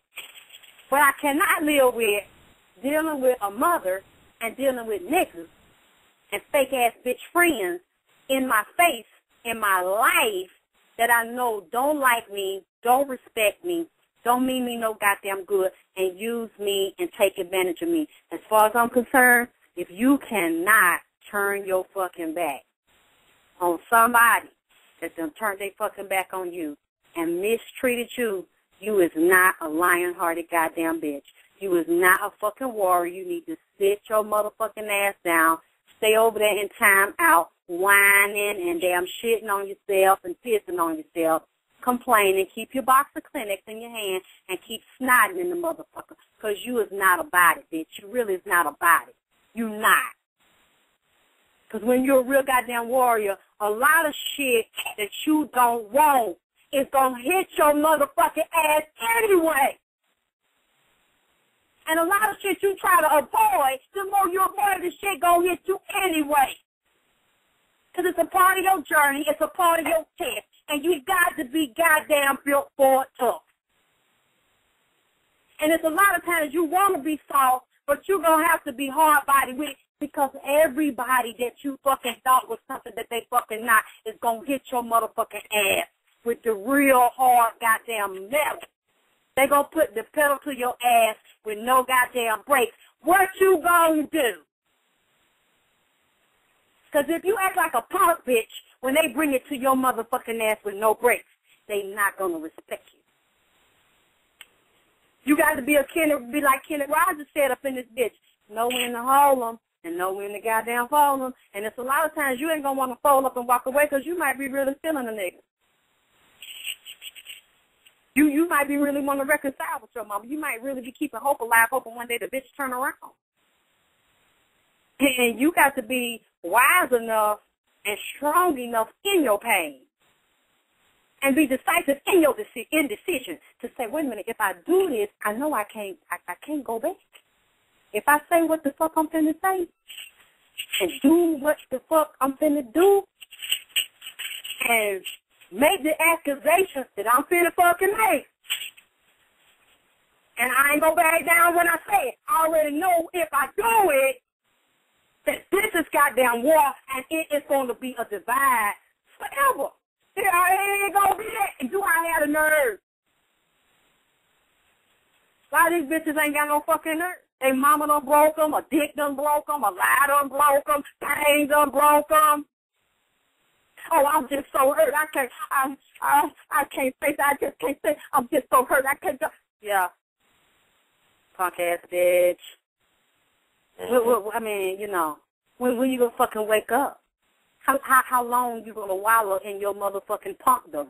You know what I'm saying? Don't even fucking complain about the shit, because all the women I done heard complain about the shit they mama did or some nigga did.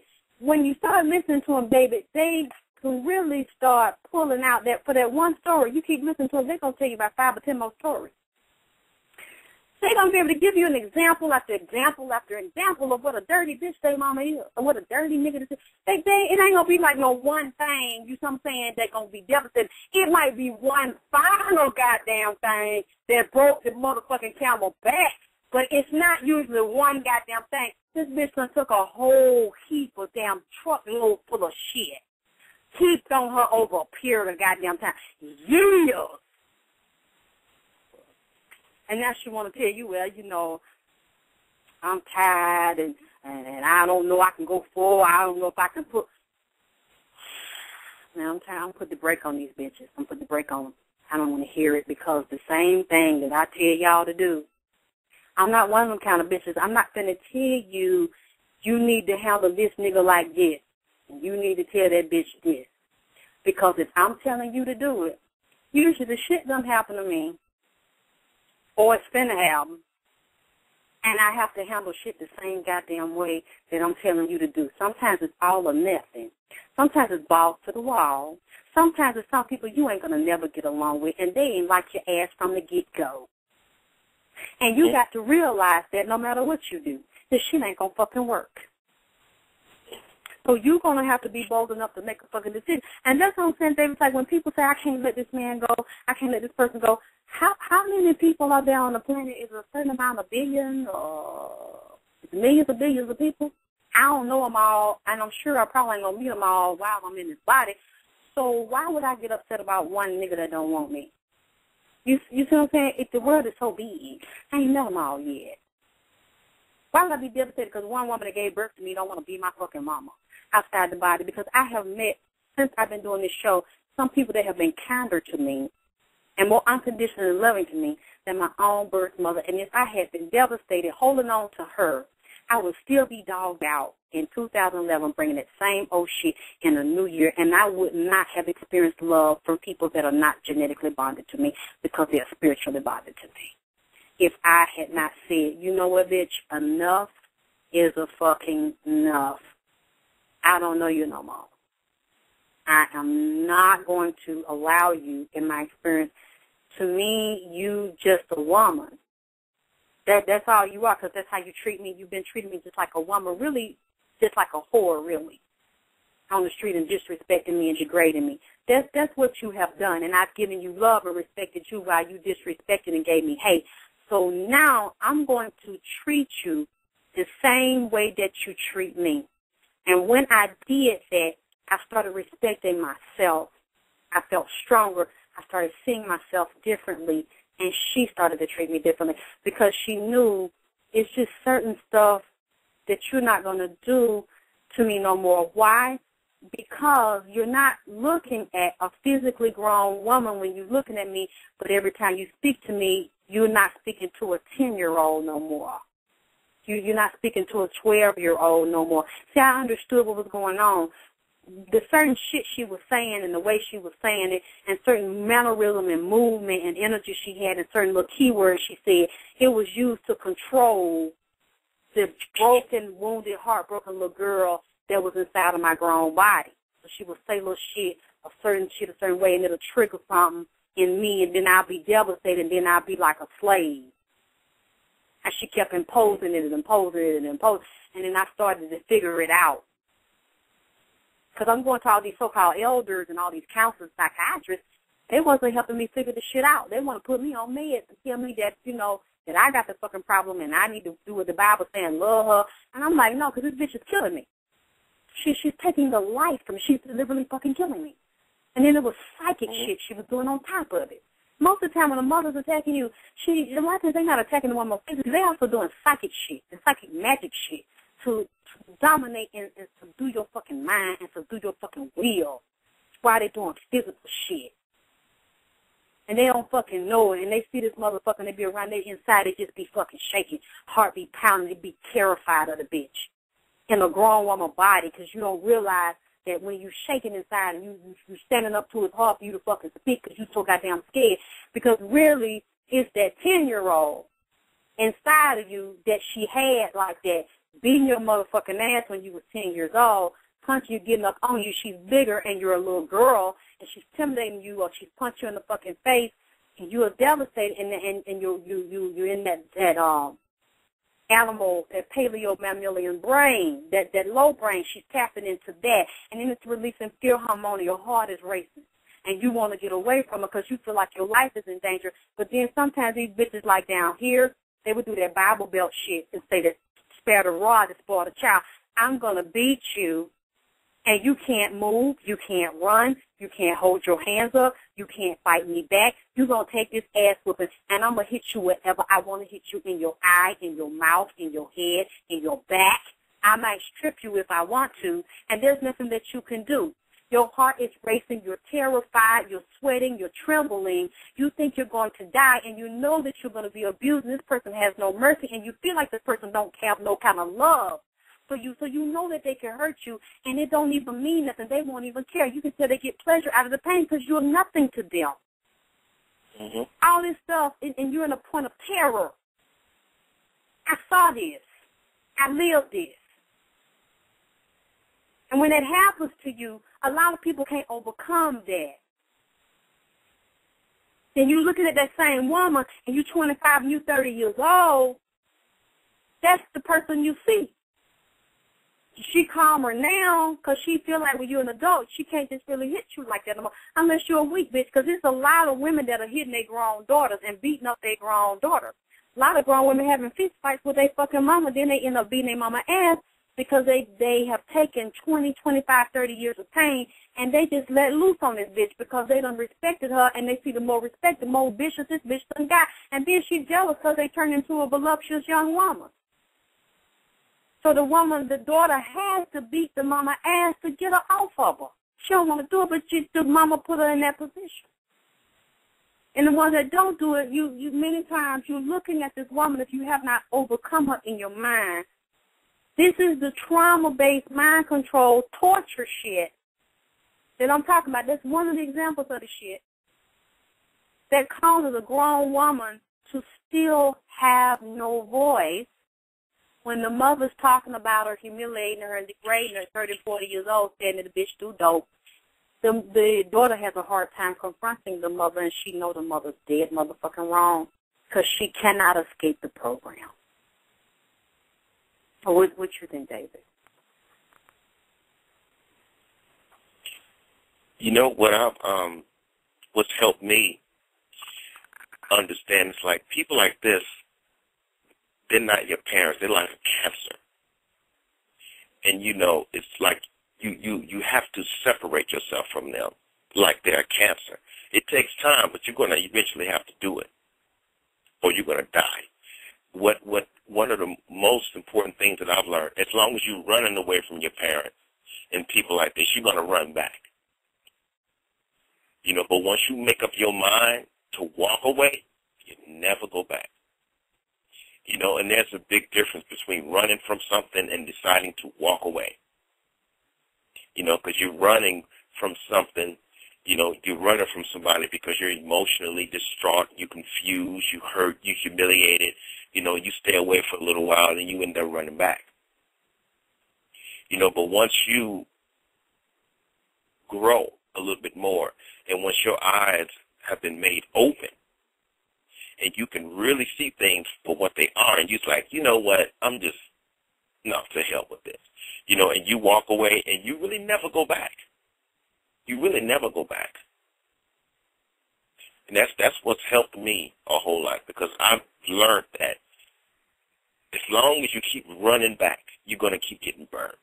You know, but once you see things for what they are, and you really see it for what it is, and you're not dealing with the images no more. You're not dealing with the hopes anymore. You're not trying to count it all joy, you know, and all that stuff. Once you just say, look, this is just the way it is, I'm leaving, I'm walking away from this, I'm leaving it alone. I know that's what's helped me a great deal. And I haven't looked back since. Mm-hmm. And I've heard a lot of people say, well, I moved to another state because I didn't want to be in the state with my family, and I had to get away from my mother. And I'm like, wow, so you're a coward. It's like you had to leave a whole state to get away from your mother. That was just really difficult for me. It's like, why can't you address her or even not talk to her at all? Cities are pretty big. States are pretty big. If you get away from your mother, once you make up your mind that you're not going to deal with her and you are not going to allow her to humiliate you or degrade you, she's not going to come bother you, even if you're in the same state. I've never left the state to run away from my mother. I have no problems with her either. It's just like a subconscious thing. You just know when you decide, when you make up your mind, look, this is not going to be this way. That's not going to happen to me. I'm not going to be mistreated this way. I'm not going to be devalued or humiliated. I'm not going to live in fear. It's like a subconscious bell goes off. whether you are abused by somebody or whether you decide you want to form a truce with someone or go your separate ways, there's sometimes you don't have to argue with or run away from a person to say, you know what, I'm tired, and this is just not going to go on anymore. It doesn't always have to be an argument. It doesn't always have to be ugly. You know, people get it, and believe me, when a mother is that vicious, she's usually very psychic and very, very sensitive to the pain she inflicts, and she's also very sensitive when she knows that you've had enough and that it's not going to go on anymore. If you do, it's not going to end the same way that it ended before. It's usually going to be a loss to the mother instead of a loss to you because you're going to fight back. Mm-hmm. They just know. That's why you don't have to run from them. And you can be in the same city and they leave you alone. I agree. Yeah. I thank everybody for coming. I'm glad people are in the chat and they're talking to each other and they're enjoying each other. Said mine are snakes. They won't openly blank with me. They do it behind the scenes. Yes, Nubi and God, I know about that. Yeah, that is a lot of them. That's the most vicious kind, and that's the most painful kind. That will fuck with you behind your back and disseminate a lot of poison behind your back. Love you too, Nubian Goddess. Thank you. I definitely felt like I had to do this because it's so many people that have this pain. Yeah, serpents. That's exactly what they are. And that's what I told you. Mine started looking like a goddamn reptile in a fucking minute. When I started looking at her ass, and I realized I started seeing all them damn snakes in her ass. You know, and she admitted it. Yeah, that's right. That's what I'm like, okay, if she was really happy about this shit, like that made her feel good. 310. You there, 310? Yeah, that's okay. Like I had already, like emailed you because the mother drama was going on yesterday, and I had already talked to you about it. But I just wanted to say thank you for life coaching me because I never would be where I'm at right now. And that's what I wanted to say. But how are you feeling now, especially having to deal with mama drama yesterday? Yesterday morning, about 5:30 California time, it was, you know what? Because it was really weird how you were talking about it later on yesterday, evening. And I was like, oh, my God, she must have saw this through the Ethernet or something, what was going on here. But, no, it was just what you said, serpent, reptile, goddamn demon.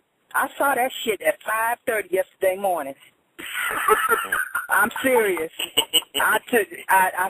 She was in my car. She wanted me to take her to the eye doctor. I was 5 minutes late, and the reptile, the demon, the damn alligators came out, and she looked at me, and I looked at her, and sitting on the passenger side of my car, I said, if you don't stop yelling at me, I'm going to take you home.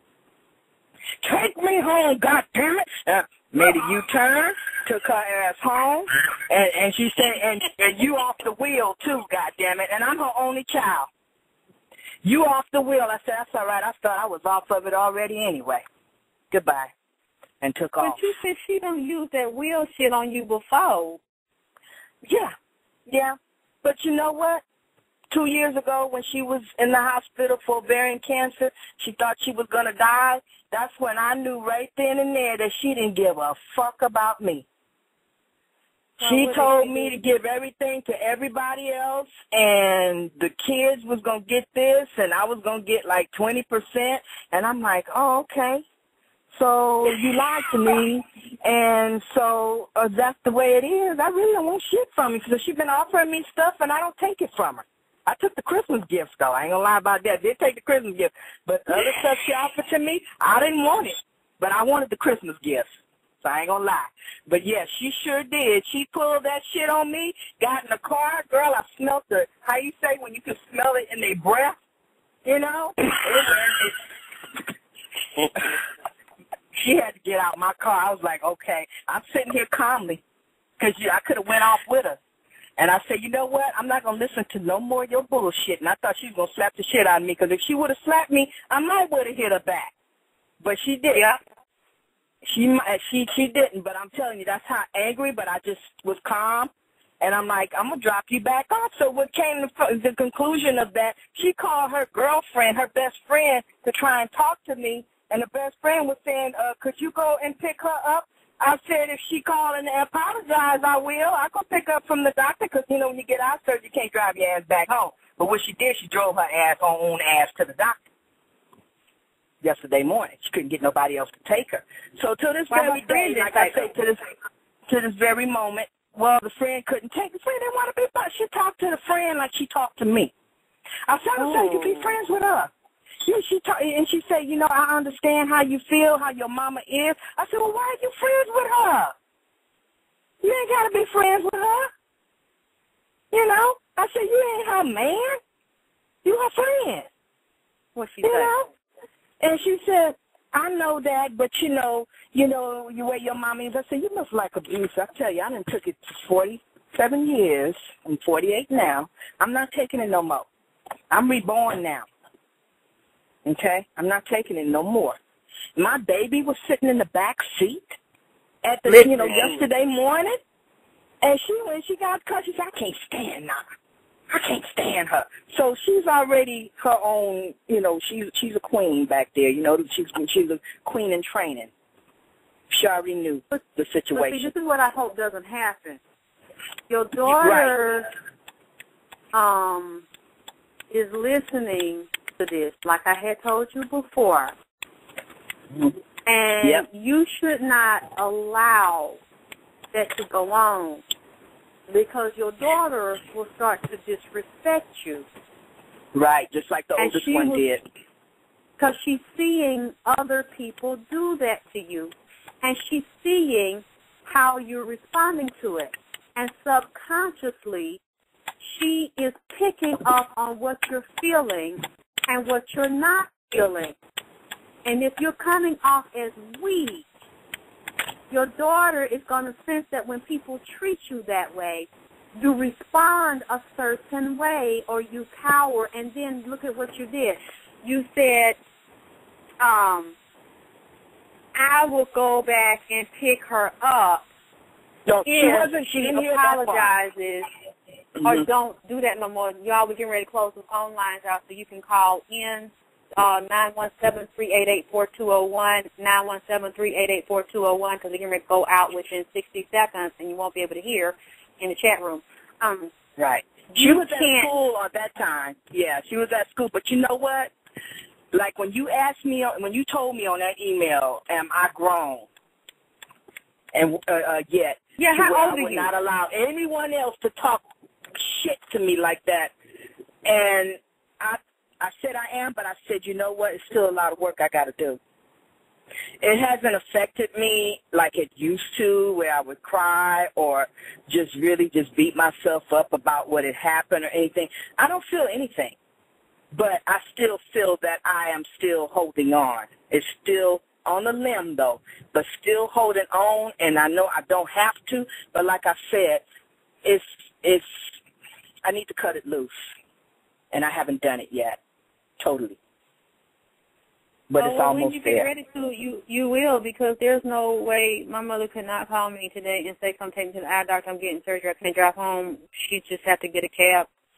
I wouldn't go pick her up, and I don't have any remorse because I don't have the same emotional attachment because I know she wouldn't come pick me up. So, I mean, that's you have to decide. That's your issue. If you're comfortable with going to get her, and then when she feel like it, she talk to you like you a dog and like you about 10 years old and that you a stupid bitch and you can't never do nothing right, if that's what you can handle, that's what you can handle. I can't.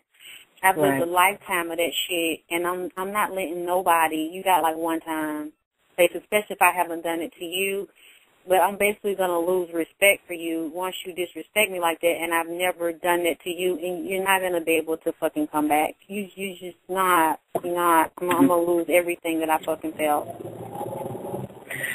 Well, that's and people don't where I'm at respect right you. now. Like I said, I have not seen her in a while. And for her to come off on that, for whatever reason, it was no reason for her to do that. Your but mother like always I said, does you that way, though. She always brought do it you upon like myself. I set myself up, to see that. But like I said, how many times do we need to get freaking sucker punched before you realize you need to let go and just let go? But only you can decide it, because you said you said your mother has done you like that before. Plenty of times. Your mother has always done like that. Just like last year, was it the summer? You said y'all went out and y'all went out of town together. Went on vacation together. And then after that, she did it. And you're like, I'm not speaking to her right now. I pulled away from her. And then she did it again. And then you pulled away. And then she did it again.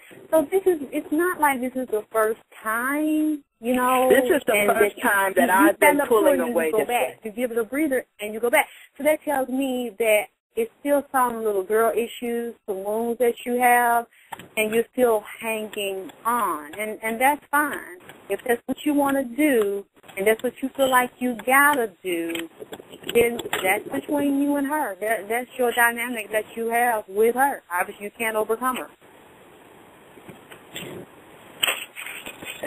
I haven't quite made up my mind is what it is, but at the same time, I'm pulling. It's like, I don't know, I'm slow. I'm pulling away gradually pulling away. But it's like I grasped it back. Like I said, after what I saw yesterday, if I don't fucking wake up after this to just totally cut the umbilical cord and just back off and just not be bothered and say, you know what, I don't want to talk to you anymore. Don't call my house anymore. You don't have to worry about seeing Mija. Take care of Brittany. Since you think you can do a better job than me, the bitch still ain't working. You and her, y'all just stay out of my life. I don't want to be bothered with either one of y'all. Just leave us alone.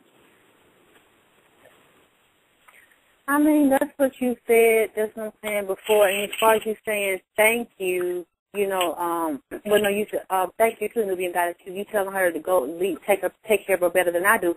First of all, she's like grown, so she shouldn't. Nobody should be taking care of her. She should be taking care of herself. I told like I told you to do, and all the assignments I told you to do, that you will deal with the assignments and breaking these things down and seeing your value to them, your connection to them, your wound to them, and the lesson that you need to learn from these experiences. I mean, because you already have the exercises, and you're going to have to keep digging into them, digging into yourself, doing the work to figure this stuff out. That's the only way, because I can't keep repeating this. This is your lesson, and I can't experience it for you. Right. You have to learn yourself. You gave me the homework, and I thought I was done with the homework, but evidently, from listening to your shows and stuff, I need to pull it back out and go on with it from where I've left off from here to now. I need to cut it loose, and it's like I don't know. Maybe what's going on too. I went through that. But I didn't have anybody to help me, so I wasn't sure. I didn't trust myself, and I would go back and forth, maybe stay away a little while. She'll see what she did. She'll see what a good daughter I am. Then I come back, she'll be nicer. She'll be better. She was still fucked up like she was when I left. So it was like a proving, an experimentation, and the little girl growing up inside of me. So I had to go through those experiences, like you said, the arguments, the confrontation, because at one point there was no confrontation with us. It was always attack from my mother, assault, being obliterated by her, and me never saying anything, too afraid to speak, never speaking up, believing her when she said I was stupid and I'm worthless and the rape case and all this shit. It would never be both ways. It was always one-sided, powerless victim and an aggressor, a violent, vicious aggressor that was my mother. As time went on, I started working on myself and figuring the psychology out behind it, and I started to speak. Even in fear, I spoke. And when I spoke, then it became like, oh, okay, so you're talking back to your mother. The child is disrespecting mother because I'm assaulting you and you take the assault. And now you don't want to accept the assault. You want to try to raise back up. You're just a child. But I'm in a grown woman's body. But then, you know what I'm saying, she's seeing in my mind, she's talking to a child. And as I started to go back and forth this dance for power and in this pain, I continued to grow. And then it became from a grown woman's body with a child inside of it, confronting a vicious adult mother to finally toe-to-toe grown woman inside of a grown woman's body. That is your birth child, but yet I am a grown fucking woman confronting another grown woman that's my mother. Do you see what I'm saying? Because, see, this is what they'll do.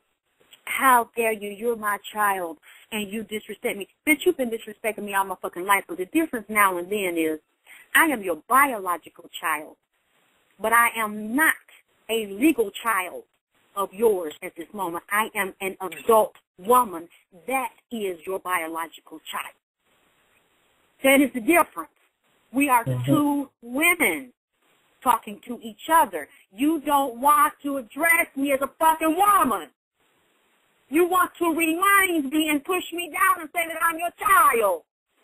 I am only biologically your child now. I am not a legal child. I'm a woman. And if you cannot talk to me as a grown woman and respect me in my womanhood, you will not talk to me and you will not disrespect me and remind me that I'm supposed to take the disrespect because I'm your goddamn child and I'm not a child. And that's what it sounds like your mother's doing to you because you don't know the fucking difference. I did address that to her. It's not for her to know the difference. It's for you to know the goddamn difference. Right. I did address that to her yesterday morning on that. I says, I'm an adult. No, you need to show You're her. talking to like a child. You need to show her. I wouldn't express shit. Just telling her it's wasted words. She expresses her disrespect to you over and fucking over. So now you have to show her, look, I'm not no goddamn child, bitch.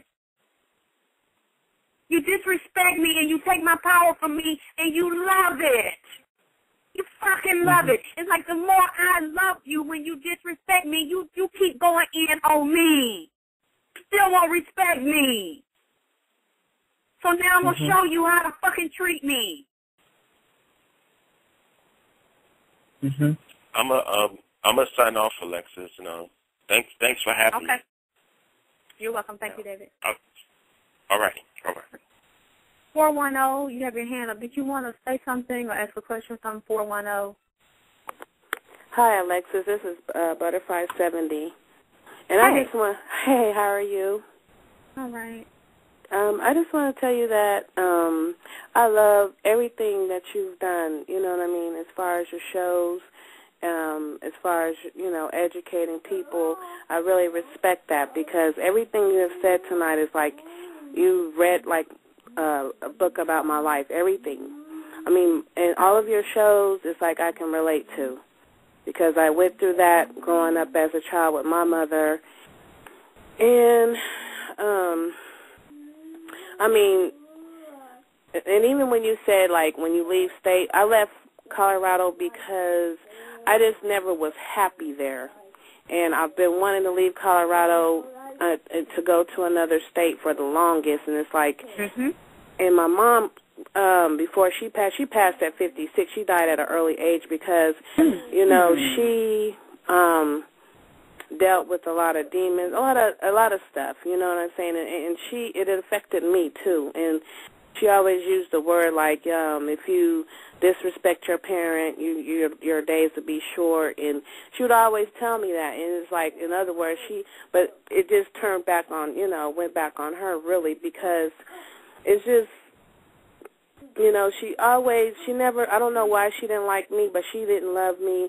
And she used to wish, because she lost a daughter at 3 and she died of cancer, so she even went as far as wishing that was me, and it hurt me so bad, but I dealt with a lot of that, and so I moved to Maryland, and I told myself that I'm going to start my whole life over, like I'm going to be reborn, and that's where I'm at right now in my life. Oh, so as far as my health and everything. So I really respect everything that you have done as far as the strength that you have as far as your mother's relationship to all the way down to juicing. I just really respect that and love that. That's all I want to say. Thank you. That's beautiful. I appreciate you supporting me and my work and listening to my show. It means so much to have so many people listen and support me and share your life and your stories and your feedback. And it all inspire me when you give me feedback and give me energy and you share your experiences and things that happen to you, and it gives me the courage to speak out about my experiences and the bad things that happened to me and how I learned in those difficulties and how I learned to overcome a lot of the bad things that happened to me. I learned a lot of lessons from them. A lot of us are taught to be ashamed and to hide that stuff and never tell anybody. And you can look at their body and you can look at their life and you can see they haven't recovered and they have a lot of pain and shame that they're hiding. And I had to learn not to do that, to move from a different place. Because when I started doing my show and people were like, well, you shouldn't tell your business and you shouldn't tell what happened to you. No, these are things from my past. I'm not experiencing these things now. Nobody is treating me this way. And that's another thing, too. Yeah, from the abuse that my mom given to me over the years, it's like I was so shy. I was, like, even shy to speak, me too. Speak publicly. You know what I mean? Me too. And I'm still working on that. So, yeah. No, I never would speak either. I remember used to be in front of public, and I would always run away from public. And when I got in the public and tried to speak, I would be shaking. I'd be shaking so bad you guys would see my knees shaking. Because I was told, that I didn't have no voice, and who wanted to hear something I say, and that I was retarded, and dumb. So I lived my life just hiding, wanting to get through life and hide, because that's what my mother would always say. And those are the put-downs that I always got. So I had to learn to speak my truth, even in fear. Even if somebody says you're lying, I don't believe you, and why are you saying those things? And she's mentally retarded, and she hates men. Look at her. Listen to the shit she's saying. Oh, we need to protest. We need to attack her. And I had to still do it anyway, because I really felt from what I saw and from what I saw other women hide and talk about and lie about that wasn't happening to them, that I wasn't the only one who felt this way.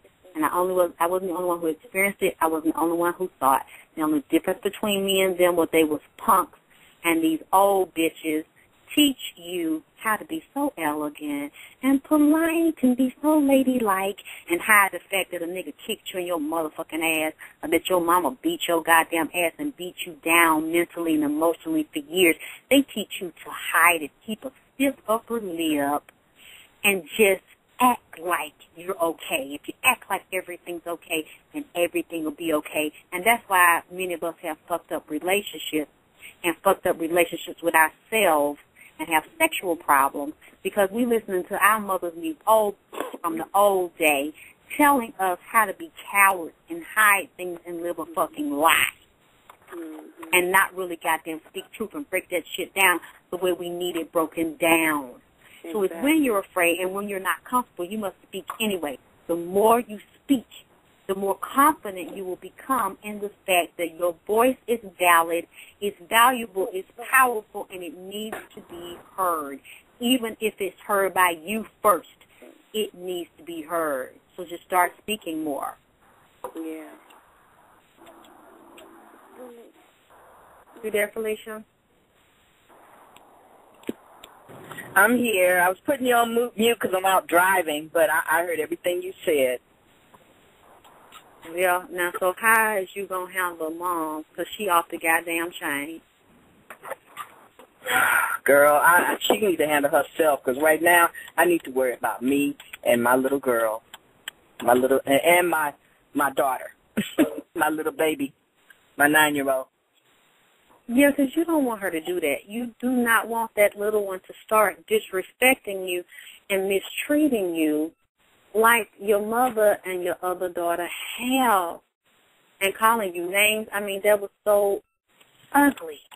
when I heard that girl trying to fight you in your own damn house. Yeah, that was something. I was embarrassed after that, but I was like, no, she doesn't. She still has no self-respect. I don't even talk to her, even though she's there. She tried to she tried to do something for me, but I felt it was a sign of manipulation. She cooked for me at my mom's house and stuff and said, I really want you to come and everything. And do you know, usually I would butter up to that shit, but I did go over there, but I still felt like it was something. It was something that, like, okay, she's trying to manipulate my ass, you dumbass. You went over there and ate the food and everything else, but yeah, it didn't sandwich me. I still felt like I felt different that, this time where she's buttered me before, and I was like, okay, you come back and stay here with me again, But no, I ate the food and I talked to her nicely, and then next thing you know, a few weeks after, she disrespect me again. So I'm like, you know what, you ain't changed. Like your grandmother said, you're not going to change. And as long as you stay here and she's up here babying you, you still ain't got your ass a job. So in other words, you playing the game. I said, okay, you do this by yourself. So I don't really talk to her. She doesn't call and talk to me, and I wish she wouldn't. And I'm about to cut my mother loose. I'm about to cut them both loose. I've been told to do this so many years ago, but I had to get enough of it. So, I don't know why I'm playing games with myself. I'm with this, but I don't feel like I want to talk to her. But like I said, it's just that final cutoff. It's like that's something that I really, really going to have to do my homework on. It's doing that final cutoff and really to know this is really what I'm going to do so I don't fall backwards again and get, like I say, they start doing nice things to you and for you and things for you and stuff, and then all of a sudden they sit up there and pound your ass again. Because like I say, when I looked at my mother's eyes, it kind of scared my motherfucking ass at 5:30 yesterday morning. I was like, oh, shit, where did this come from? Because it was like, she looked like a demon. She got in my car and went off on me. And it was like, I was like this little girl. It was like when I looked at that and saw that look, I was a little girl. And I'm looking at her and I'm like, I had to sit back because, my car is kind of big, but she was right up on me, like okay, should I kiss you or what? I mean, in my face like that. And I don't know. I don't know how. You know what? I do know. She almost had me. I experienced that, too, before. I didn't. Yeah. Go ahead. I'm sorry. I don't mean to cut you off, but I'm like, No. I experienced that, too, myself. I just had my daughter, and my mom looked at me, and I knew it wasn't my mother because I could see her face was like a totally different woman. But I knew my mom was long gone because my mom had drank herself to death, basically. Oh. You know what I mean? And I just seen her face, and I knew that wasn't the mother that birthed me. She was totally, and she was sitting in the chair, and I just had my daughter. And I looked at her, and her eyebrows were more arched, and her eyes were different. I just knew that wasn't my mother. It was just so weird. But I know exactly what you're talking about. Exactly what you're talking about. Wow. Yeah. It was a total different person. Well, how are you feeling now that she died? Well, in a way, it was like a big weight lifted off of me, really, because I worried a lot. I worried about her. I worried about... I don't know, I just like her safety because she would be out in the streets with, strange people. I mean, she wasn't, I don't know, she just wasn't herself. She's, she mainly went insane, with the alcohol and everything else, depression. She just wasn't the same person. And there was like, if I was to get into, and be in that environment, I would have made myself sick. you know. Because like you were saying, like you were saying with your mom, she would say something, like she would leave a message on my phone. I would be feeling good. I'd be like, it's a beautiful day. God, you know, gave me breath today. I'm here, you know, and she'll leave a message on my phone. You fucking bitch, blah, blah, blah, blah, blah. And then I'm like, I'm back down to, damn, I wish I was dead. You know, feeling like that again. You know, that's how much power my mother had. She didn't even have to be in my face. She could just leave a message on my phone. And it's like, I have to cut this loose. And I did. You know, I didn't go by her house, none of that. My uncle called me and told me my mom passed at 6:35, February the 28th, 2008. And, you know, and that's where she is. She's in Denver, Colorado, in the ground, and I'm in another state. And I'm just, like I said, I'm going to get my life where I want it to be and be healthier and be happy, you know, more happy than I was when I was there. I'm just not going to let things, you know, boggle me down, you know, because I have to raise my daughter. How long she been dead? She been dead since 2008. It's been 2 years. How did you feel? Did it really devastate you? Well, I prepared myself mentally. Like I said, she was drinking so heavily, you know, and she lost so much weight. She was a beautiful woman, you know what I mean? She just didn't eat, and she didn't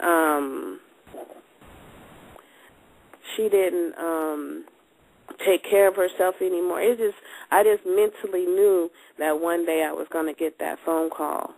But I thank God that she passed away in her sleep in her bed and nobody didn't find her in the alley or didn't find her in a dumpster somewhere, or, you know what I mean?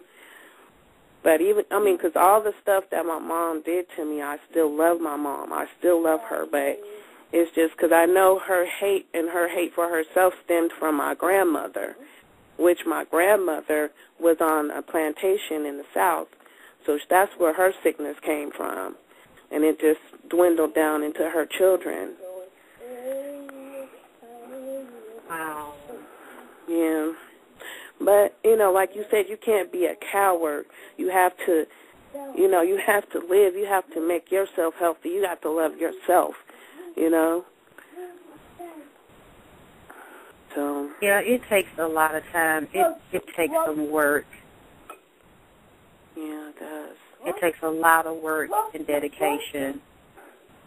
Yeah, because I carry a lot of weight, and all that weight is from all that sickness that my mom, you know, put on me as a child. You know what I mean? Because I was a beautiful little girl, but, like, you know, that teenage years and all that, you know, BS that I went through, you know, that's why I say, you know, a lot of people, you know, think at oversized people, they're just like, they're fat, they're lazy, they're this, they're that. But it's a lot deeper. It is. It really is. Because my mom used to tell me, oh, you're ugly. And my mom would just, one time my mom punched me so hard. I mean, she just, out of the blue, just punched me in the nose. And she just put my face in the mirror and let's look at you. And I had blood just streaming down my nose. And that's how mentally messed up my mom was, you know. Oh, my God. Yeah, and I used never knew why? Because she was jealous? So insecure. I was so insecure for years about myself. Yeah. I know. But I think that's how my grandmother did that to my mother. My mother thought, you know, because she would have all these different men, too, in and out the house. That's what another thing I didn't like. You know, a couple of her men came on to me, you know, and one time I was 10 years old. I didn't get penetrated, but this older man was in the back seat with me, and she was up in the front with her boyfriend, you know, and I'm like, I was so, you know, insecure and quiet. I couldn't, like, you know, like, motherfucker, get your hands off me. That wasn't my personality. I was just, and he knew it too. And he started filling up my legs and stuff and all that other shit. And I was like, stop, stop, stop. So my mom turned around, and I'm like, I'm a grown woman now. I'm like, why would my mom put this drunk motherfucker back there with her 10-year-old daughter? Because they had an agreement. They had an agreement. He wanted to fuck you. He didn't want her, and it's obviously something she had gotten from him or made an agreement, and she was willing to sell your ass out for it. It was just some trade-off shit. That's what it sounded like to me. Yeah. But it just, I mean, that's why I'm so overprotective of my daughter. And I try to, you know, I have a good relationship with my daughter. I love her. You know, I want to show her that love that, you know, my mother didn't get, that I didn't get. You know, so she can have self-esteem to tell me whatever is going on with her. I don't ever want her to go, because I turned to a lot of people, you know, in the street that didn't love me, that used that and, you know, to manipulate me in a lot of ways. And I don't want her to go through that. Oh, definitely. You got to teach her like I had to teach myself and teach my son. Yeah, I have a son, too. I had him at 19. And see, the stuff I was going through, I didn't even tell nobody. I was pregnant with my son until I was like 8 months pregnant. Mm-hmm. You know? So I didn't tell nobody. How are you doing now? Do you have people around you to help you learn this stuff? Are you teaching yourself? You go to counseling?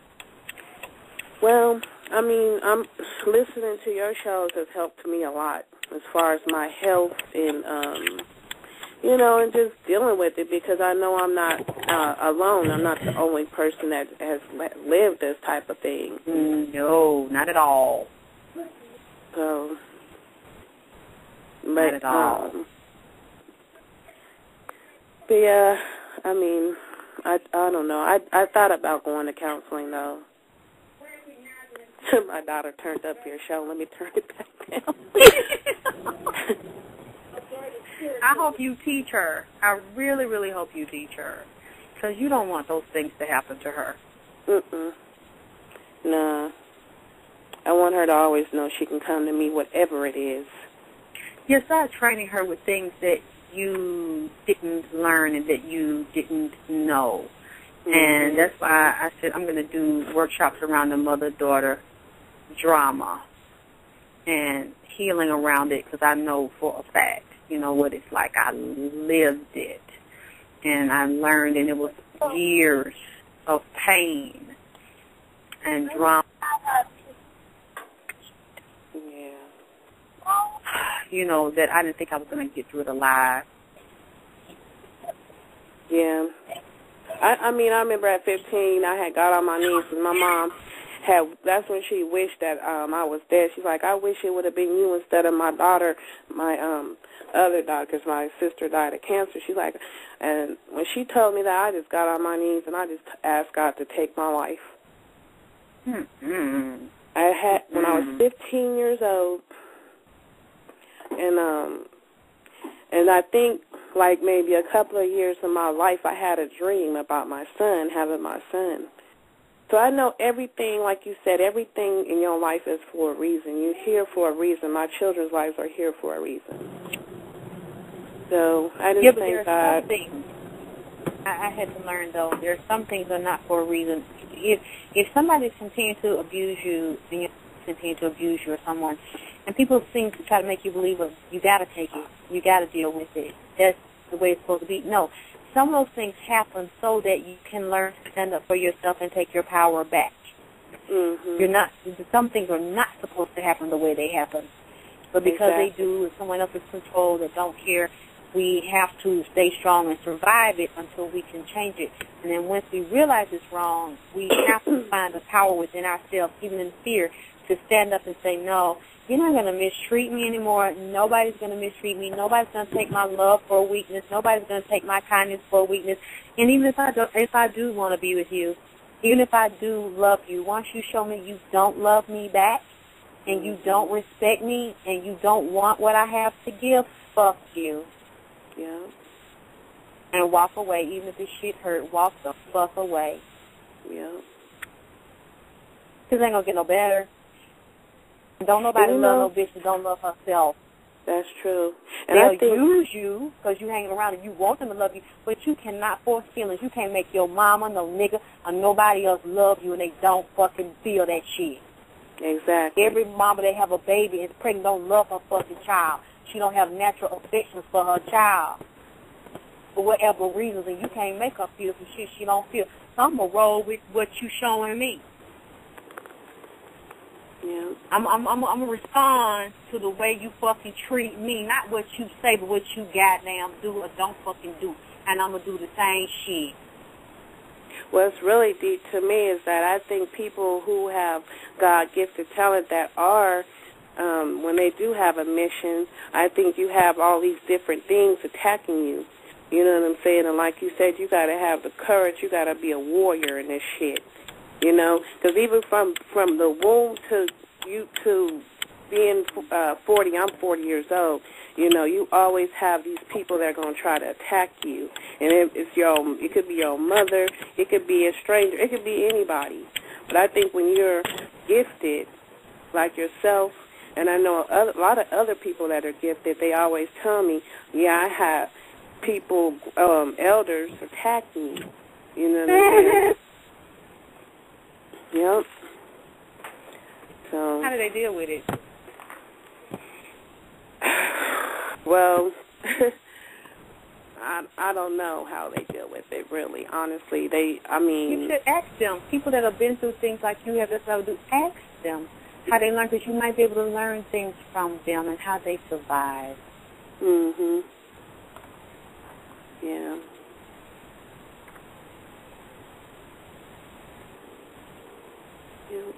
I mean, but if I'm available, of course, anytime I do the show, you want to call in, you can. Any question you have, if I can answer, I will.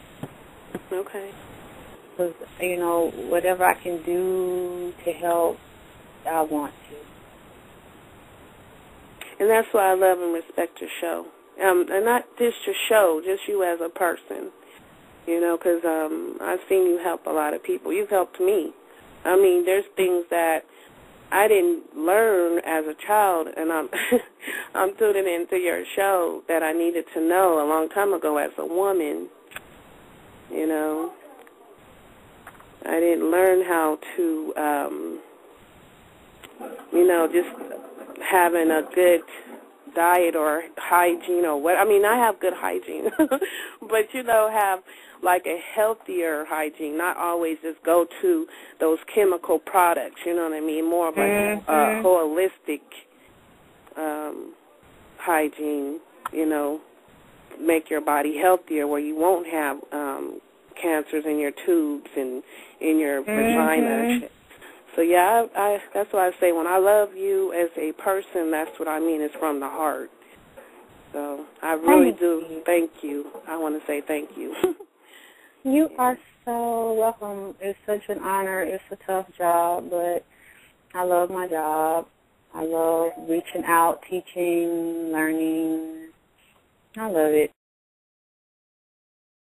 Into my message, I want to mention something.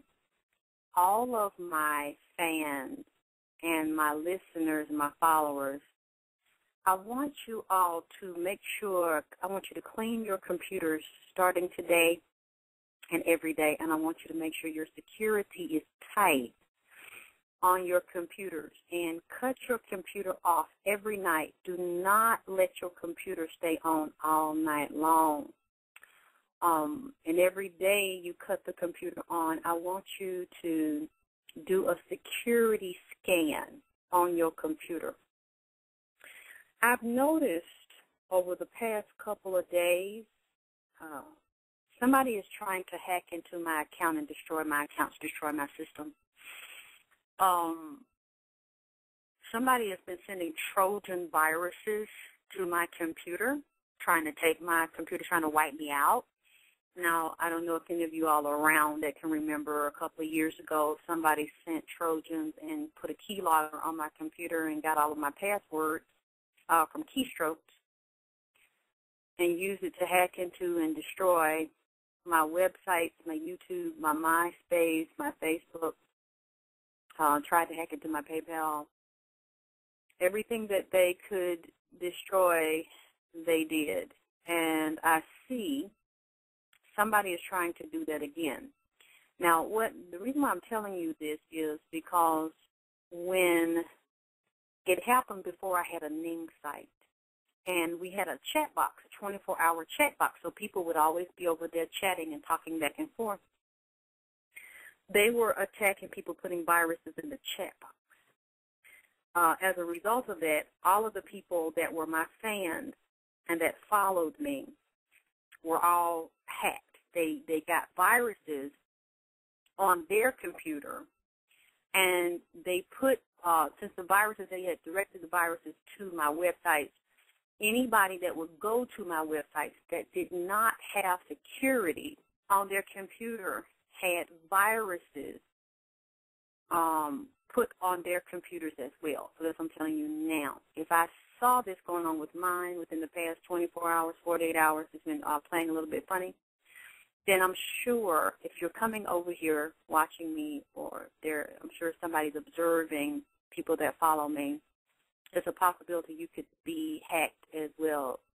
I don't understand Diva X when you says it's all PC stuff. I mean, I don't know. I don't know what that means. I'm just telling people that you definitely need to put security on your computer if you don't have it already, and you need to update the security daily. Do a scan on your computer daily because you're following me. And I'm just looking at patterns, and I'm looking at timelines when this stuff is occurring, which is the new ring, guys. I think it was the last message, the last one you posted to your page. I don't know, maybe not talking to me, but yeah, I'm seeing some strange things happening. So I am on high alert, and I'm telling you so that you can be on high alert as well, because there's somebody that's doing something real shady, real treacherous, and real low down, and I'm sure it's not just a one somebody. There's a group of people, or maybe several groups of people, that want to do things to harm me and cause me a problem. So I don't want you to be subjected to that because of me. So that's why I'm telling you now, you have to arm yourself with knowledge, and you got to protect yourself. Because I really don't want to see this happen. So I've made sure that I've had people deal with mine and take the necessary precautions.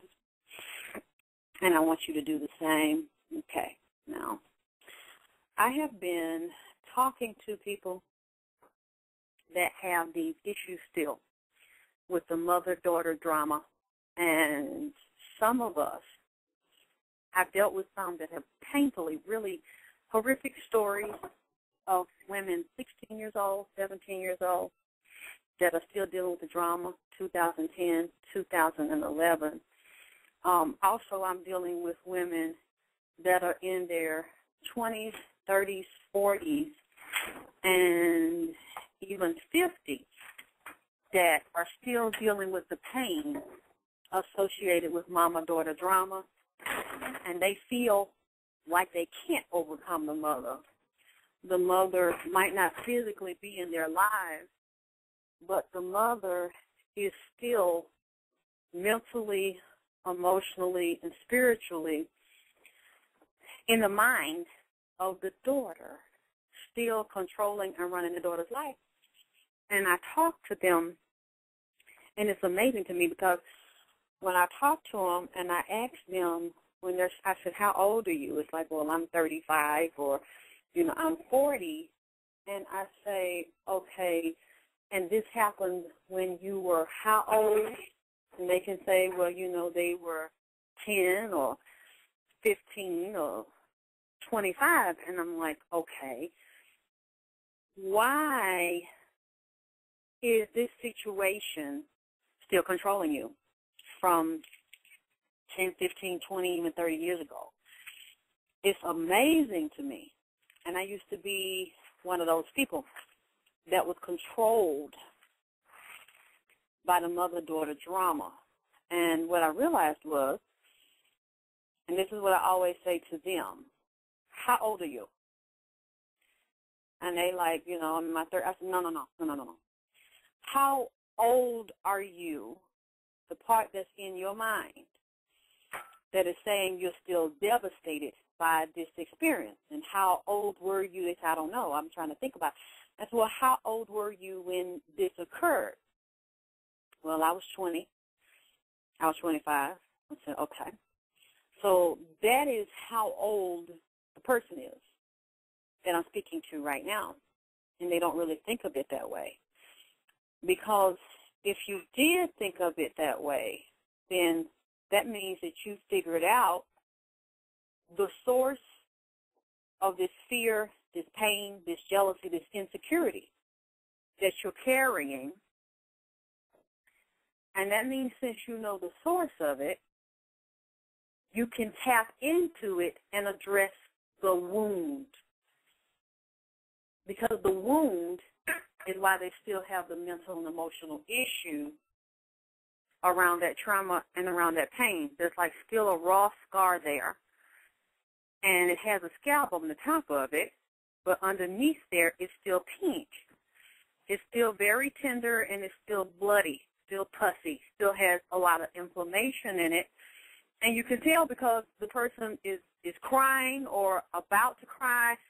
They spend their whole days and nights consumed with this issue. And they're always talking about the issue. And what I don't understand is, and I try to get them to understand it is, and to understand it, to get this on a deeper level, why do you give your power to this particular hurt? Because it's a waste of fucking time.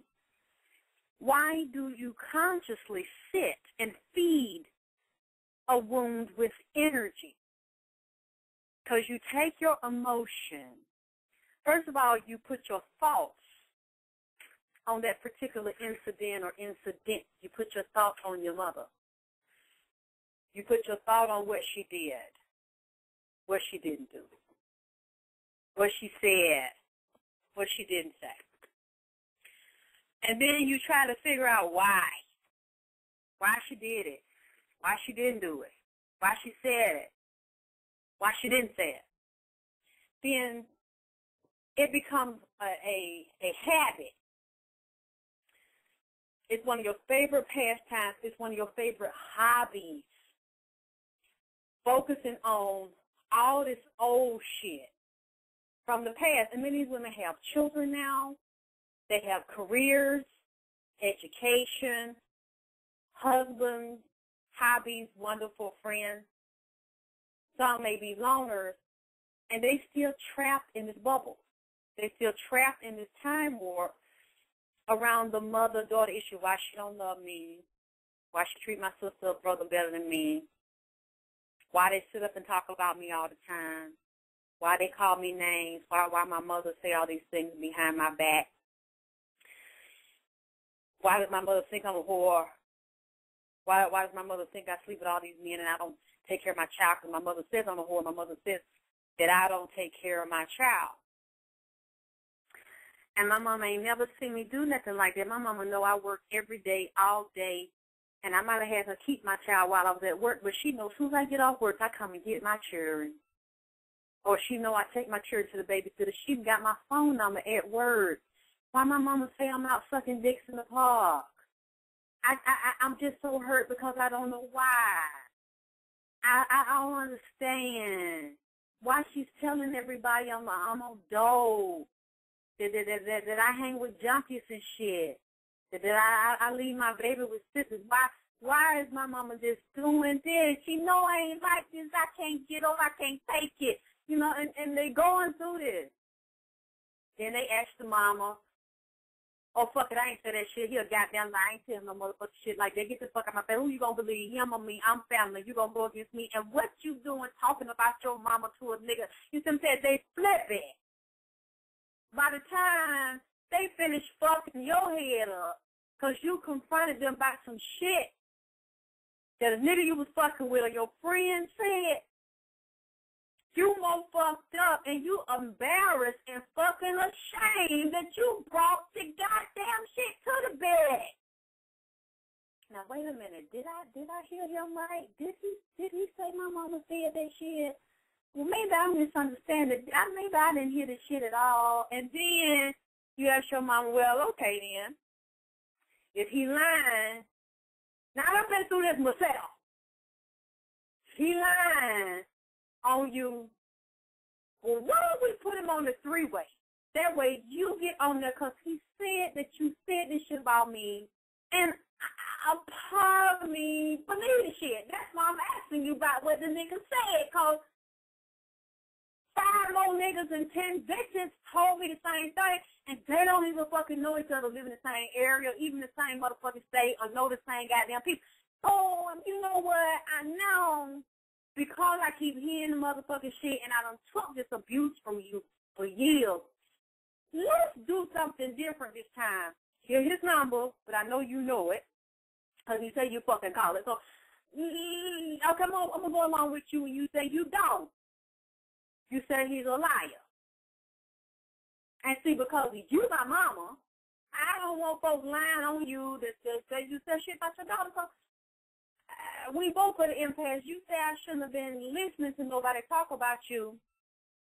But see, I don't even like the fact that he is talking about you, saying that you fucking talking about me, your daughter. So let's get on the three-way. Let's. I fuck that shit. I don't want to hear that motherfucker shit. I was just trying to start shit. All you do is try to start shit. I ain't finna call that man with that voice. Okay. And see, the way I used to respond is feel bad because I asked the bitch about the shit. Knowing that, see, when a bitch do that, that's your mama. She your birth mama, but she's not a fucking mother.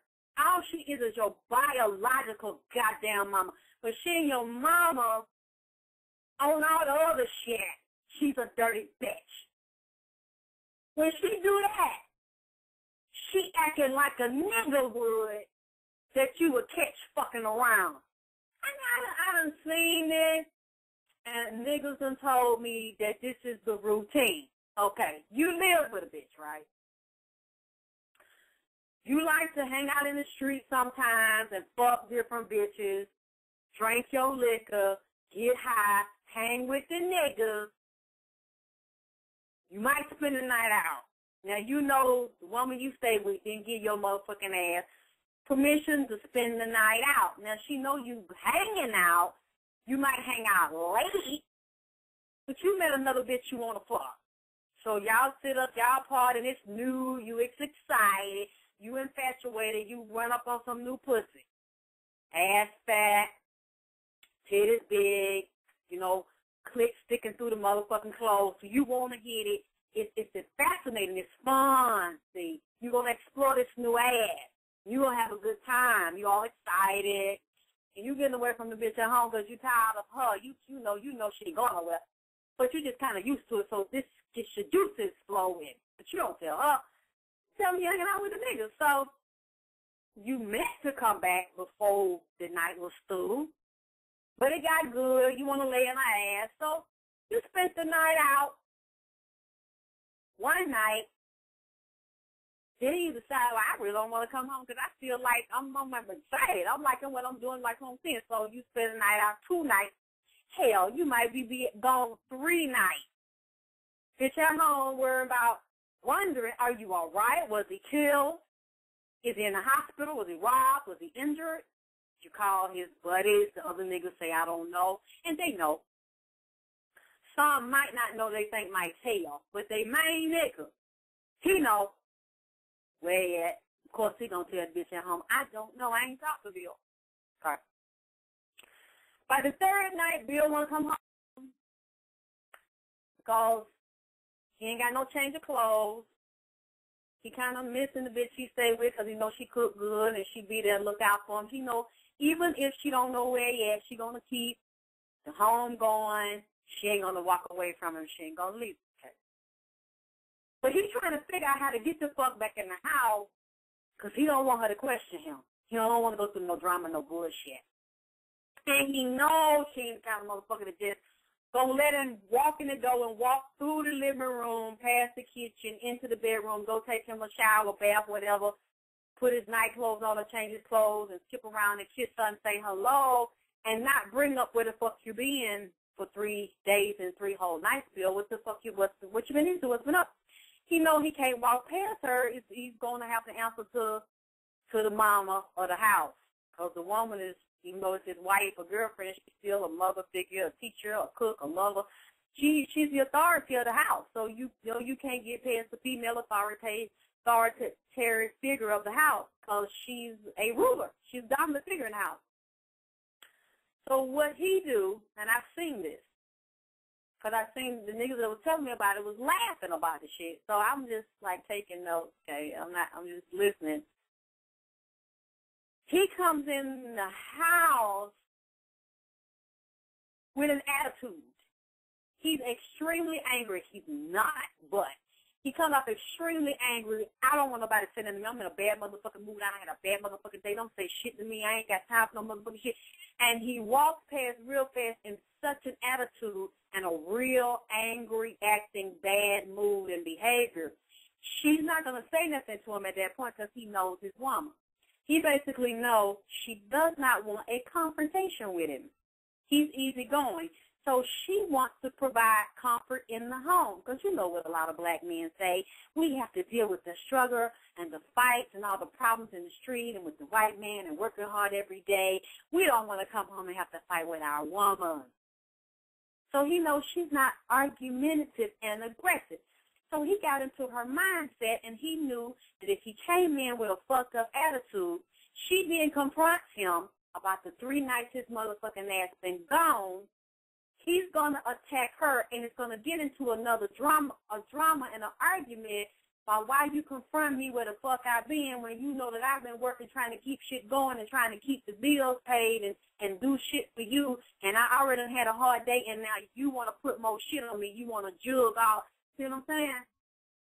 He done got into her psychology knowing she's not going to do that to him because she loves him and she don't want to bring no more drama to him and she don't want him angry at her because now she's going to internalize it and blame her fucking self. So what she do?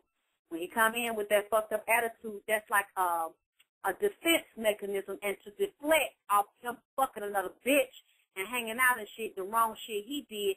So he will not be challenged and he will not be questioned and held accountable for what the fuck he did.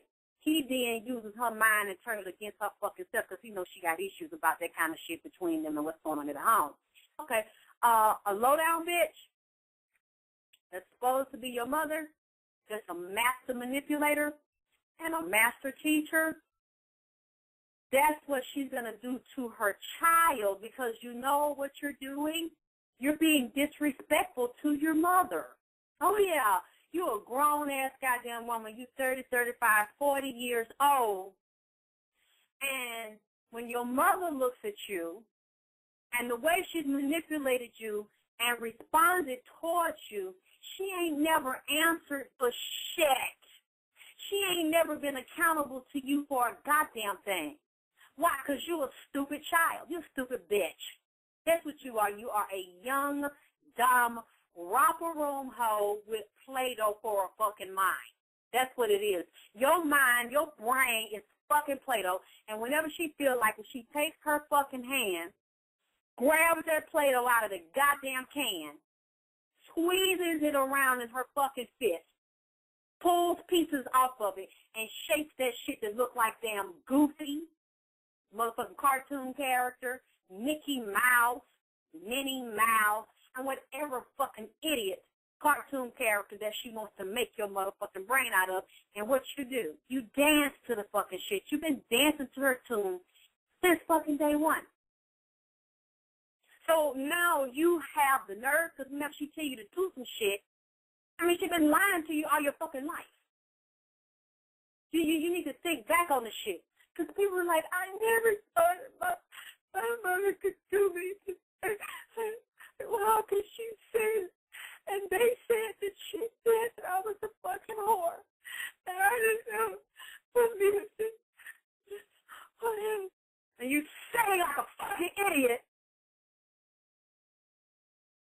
in the bed to your fucking husband or by yourself or to your friends and you 30 fucking years old and you can't believe that your mother been abusing you since you were fucking how old? 5, 10, 15 fucking years old.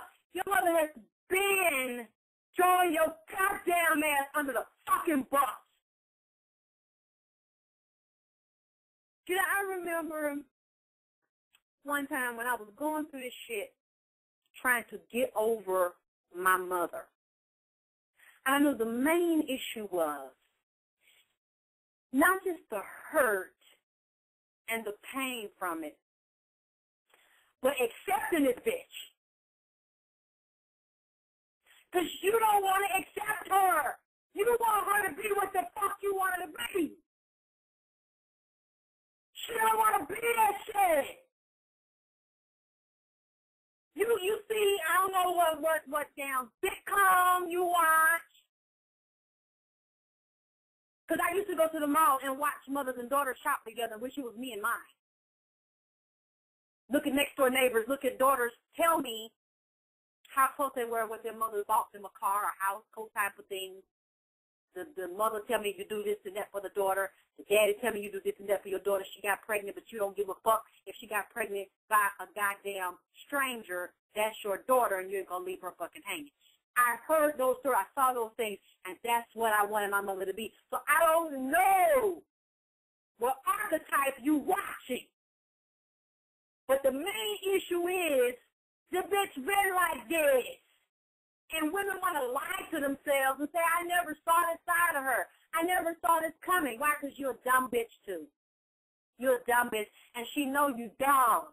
Because you're in a grown body, and you're still a child in the mind, stuck in the trauma from the past, and you can't wake up for it because you're still crying for your mommy to give you milk out of her left titty. Yes, you are.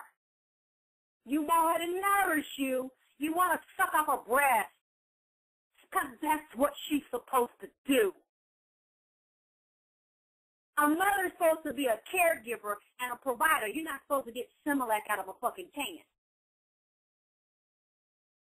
Because she said, let life be in me. Let life be in my womb. I'm the goddess. The matrix is up in here, in my pussy, and you go through the cervix and hit the damn uterus, and you said it can happen in here.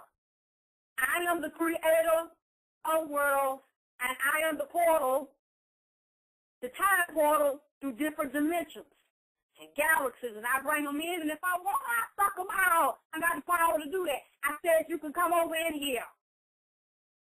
Your soul accepted. But what you didn't realize was when you come into a woman's womb, you are, yes, a spiritual being that came in through spiritual fucking. Because you cannot come into a woman's womb on a spiritual level without some sex. Unless you got implanted artificially. But the sex still goes on. Because co-creation, there must be a bonding. Electromagnetic charges and chemistry. So on a higher level, they're still fucking. Some had to go on, and it has to go inside, go on, get inside, and incubate inside of a female womb. You have to get, not just understand, you have to understand the dynamics of the role play here. Because it's obvious you came in through a mother. So that means that you are subservient to the mother. While at the same time being superior to the mother. Okay? Especially when you're somebody like me. Because my mother challenged me to a duel, and she won for a lot of years, and then I decapitated her ass. Because she doesn't have any power over me anymore. And whatever she says about me, whatever name she called me, whatever lies she tells about me, or even when she's trying to twist my mind and say, now you know I didn't really do that. Now you know I didn't say that. Why are you making up these lies on me? Oh, my head is hurting. I have to get off the phone now because you're such a liar. And you start all of this conflict and, oh, I know, so why your baby daddy said that I told him you were a whore. You know, and I'm like, okay, well, let's put him on the phone. You know, I don't have time for this shit. You know, I'm feeling sick. You know I'm sick. I'm going to go take my medicine. And I just have to, you can't do that to me anymore, bitch.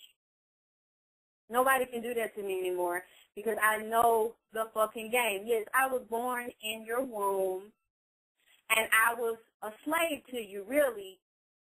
But on a higher level, I was above you, and I know it because I conquered your ass in my mind.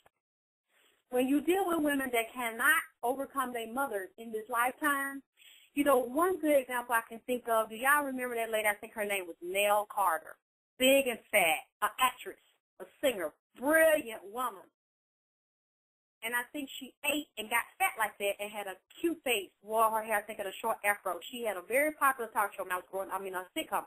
She was on a sitcom in a talk show when I was a little girl, probably like in the 70s. I think she was on the show. I remember seeing her on TV, and I found out she was a performer. And she might have been even on Broadway. Brilliant woman, beautiful heart, beautiful soul, and she had a pretty round face, but she was huge. She weighed about 300 or 400 pounds. And I remember, I don't know if she had a heart attack. She died, but I know that she was too young to die that way, but I'm sure the weight had something to do with it. When you go back in her life, you find out her mother treated her like shit, dogged her out, humiliated her, disrespected her, and made her feel like she was nothing. And when she became successful and was in entertainment and doing her shows, she would still give her mother money. I think she still took care of her mother. Her mother still didn't love her, still didn't value her, still didn't appreciate her, but she kept loving her mother anyway. And I met other women, and I told them what my mother did to me, and they would say, oh, my mother did the same thing to me, but you know what I do? On every holiday, even though my mother cusses me out and my mother calls me names, I will call my mother, and she'd pick up the phone, and I say, hey, Mama, I love you. I'm just calling you to say Happy Thanksgiving and Happy Christmas and Happy New Year. And then they would say, their mama say, yeah, whatever, and hang up in their face. And they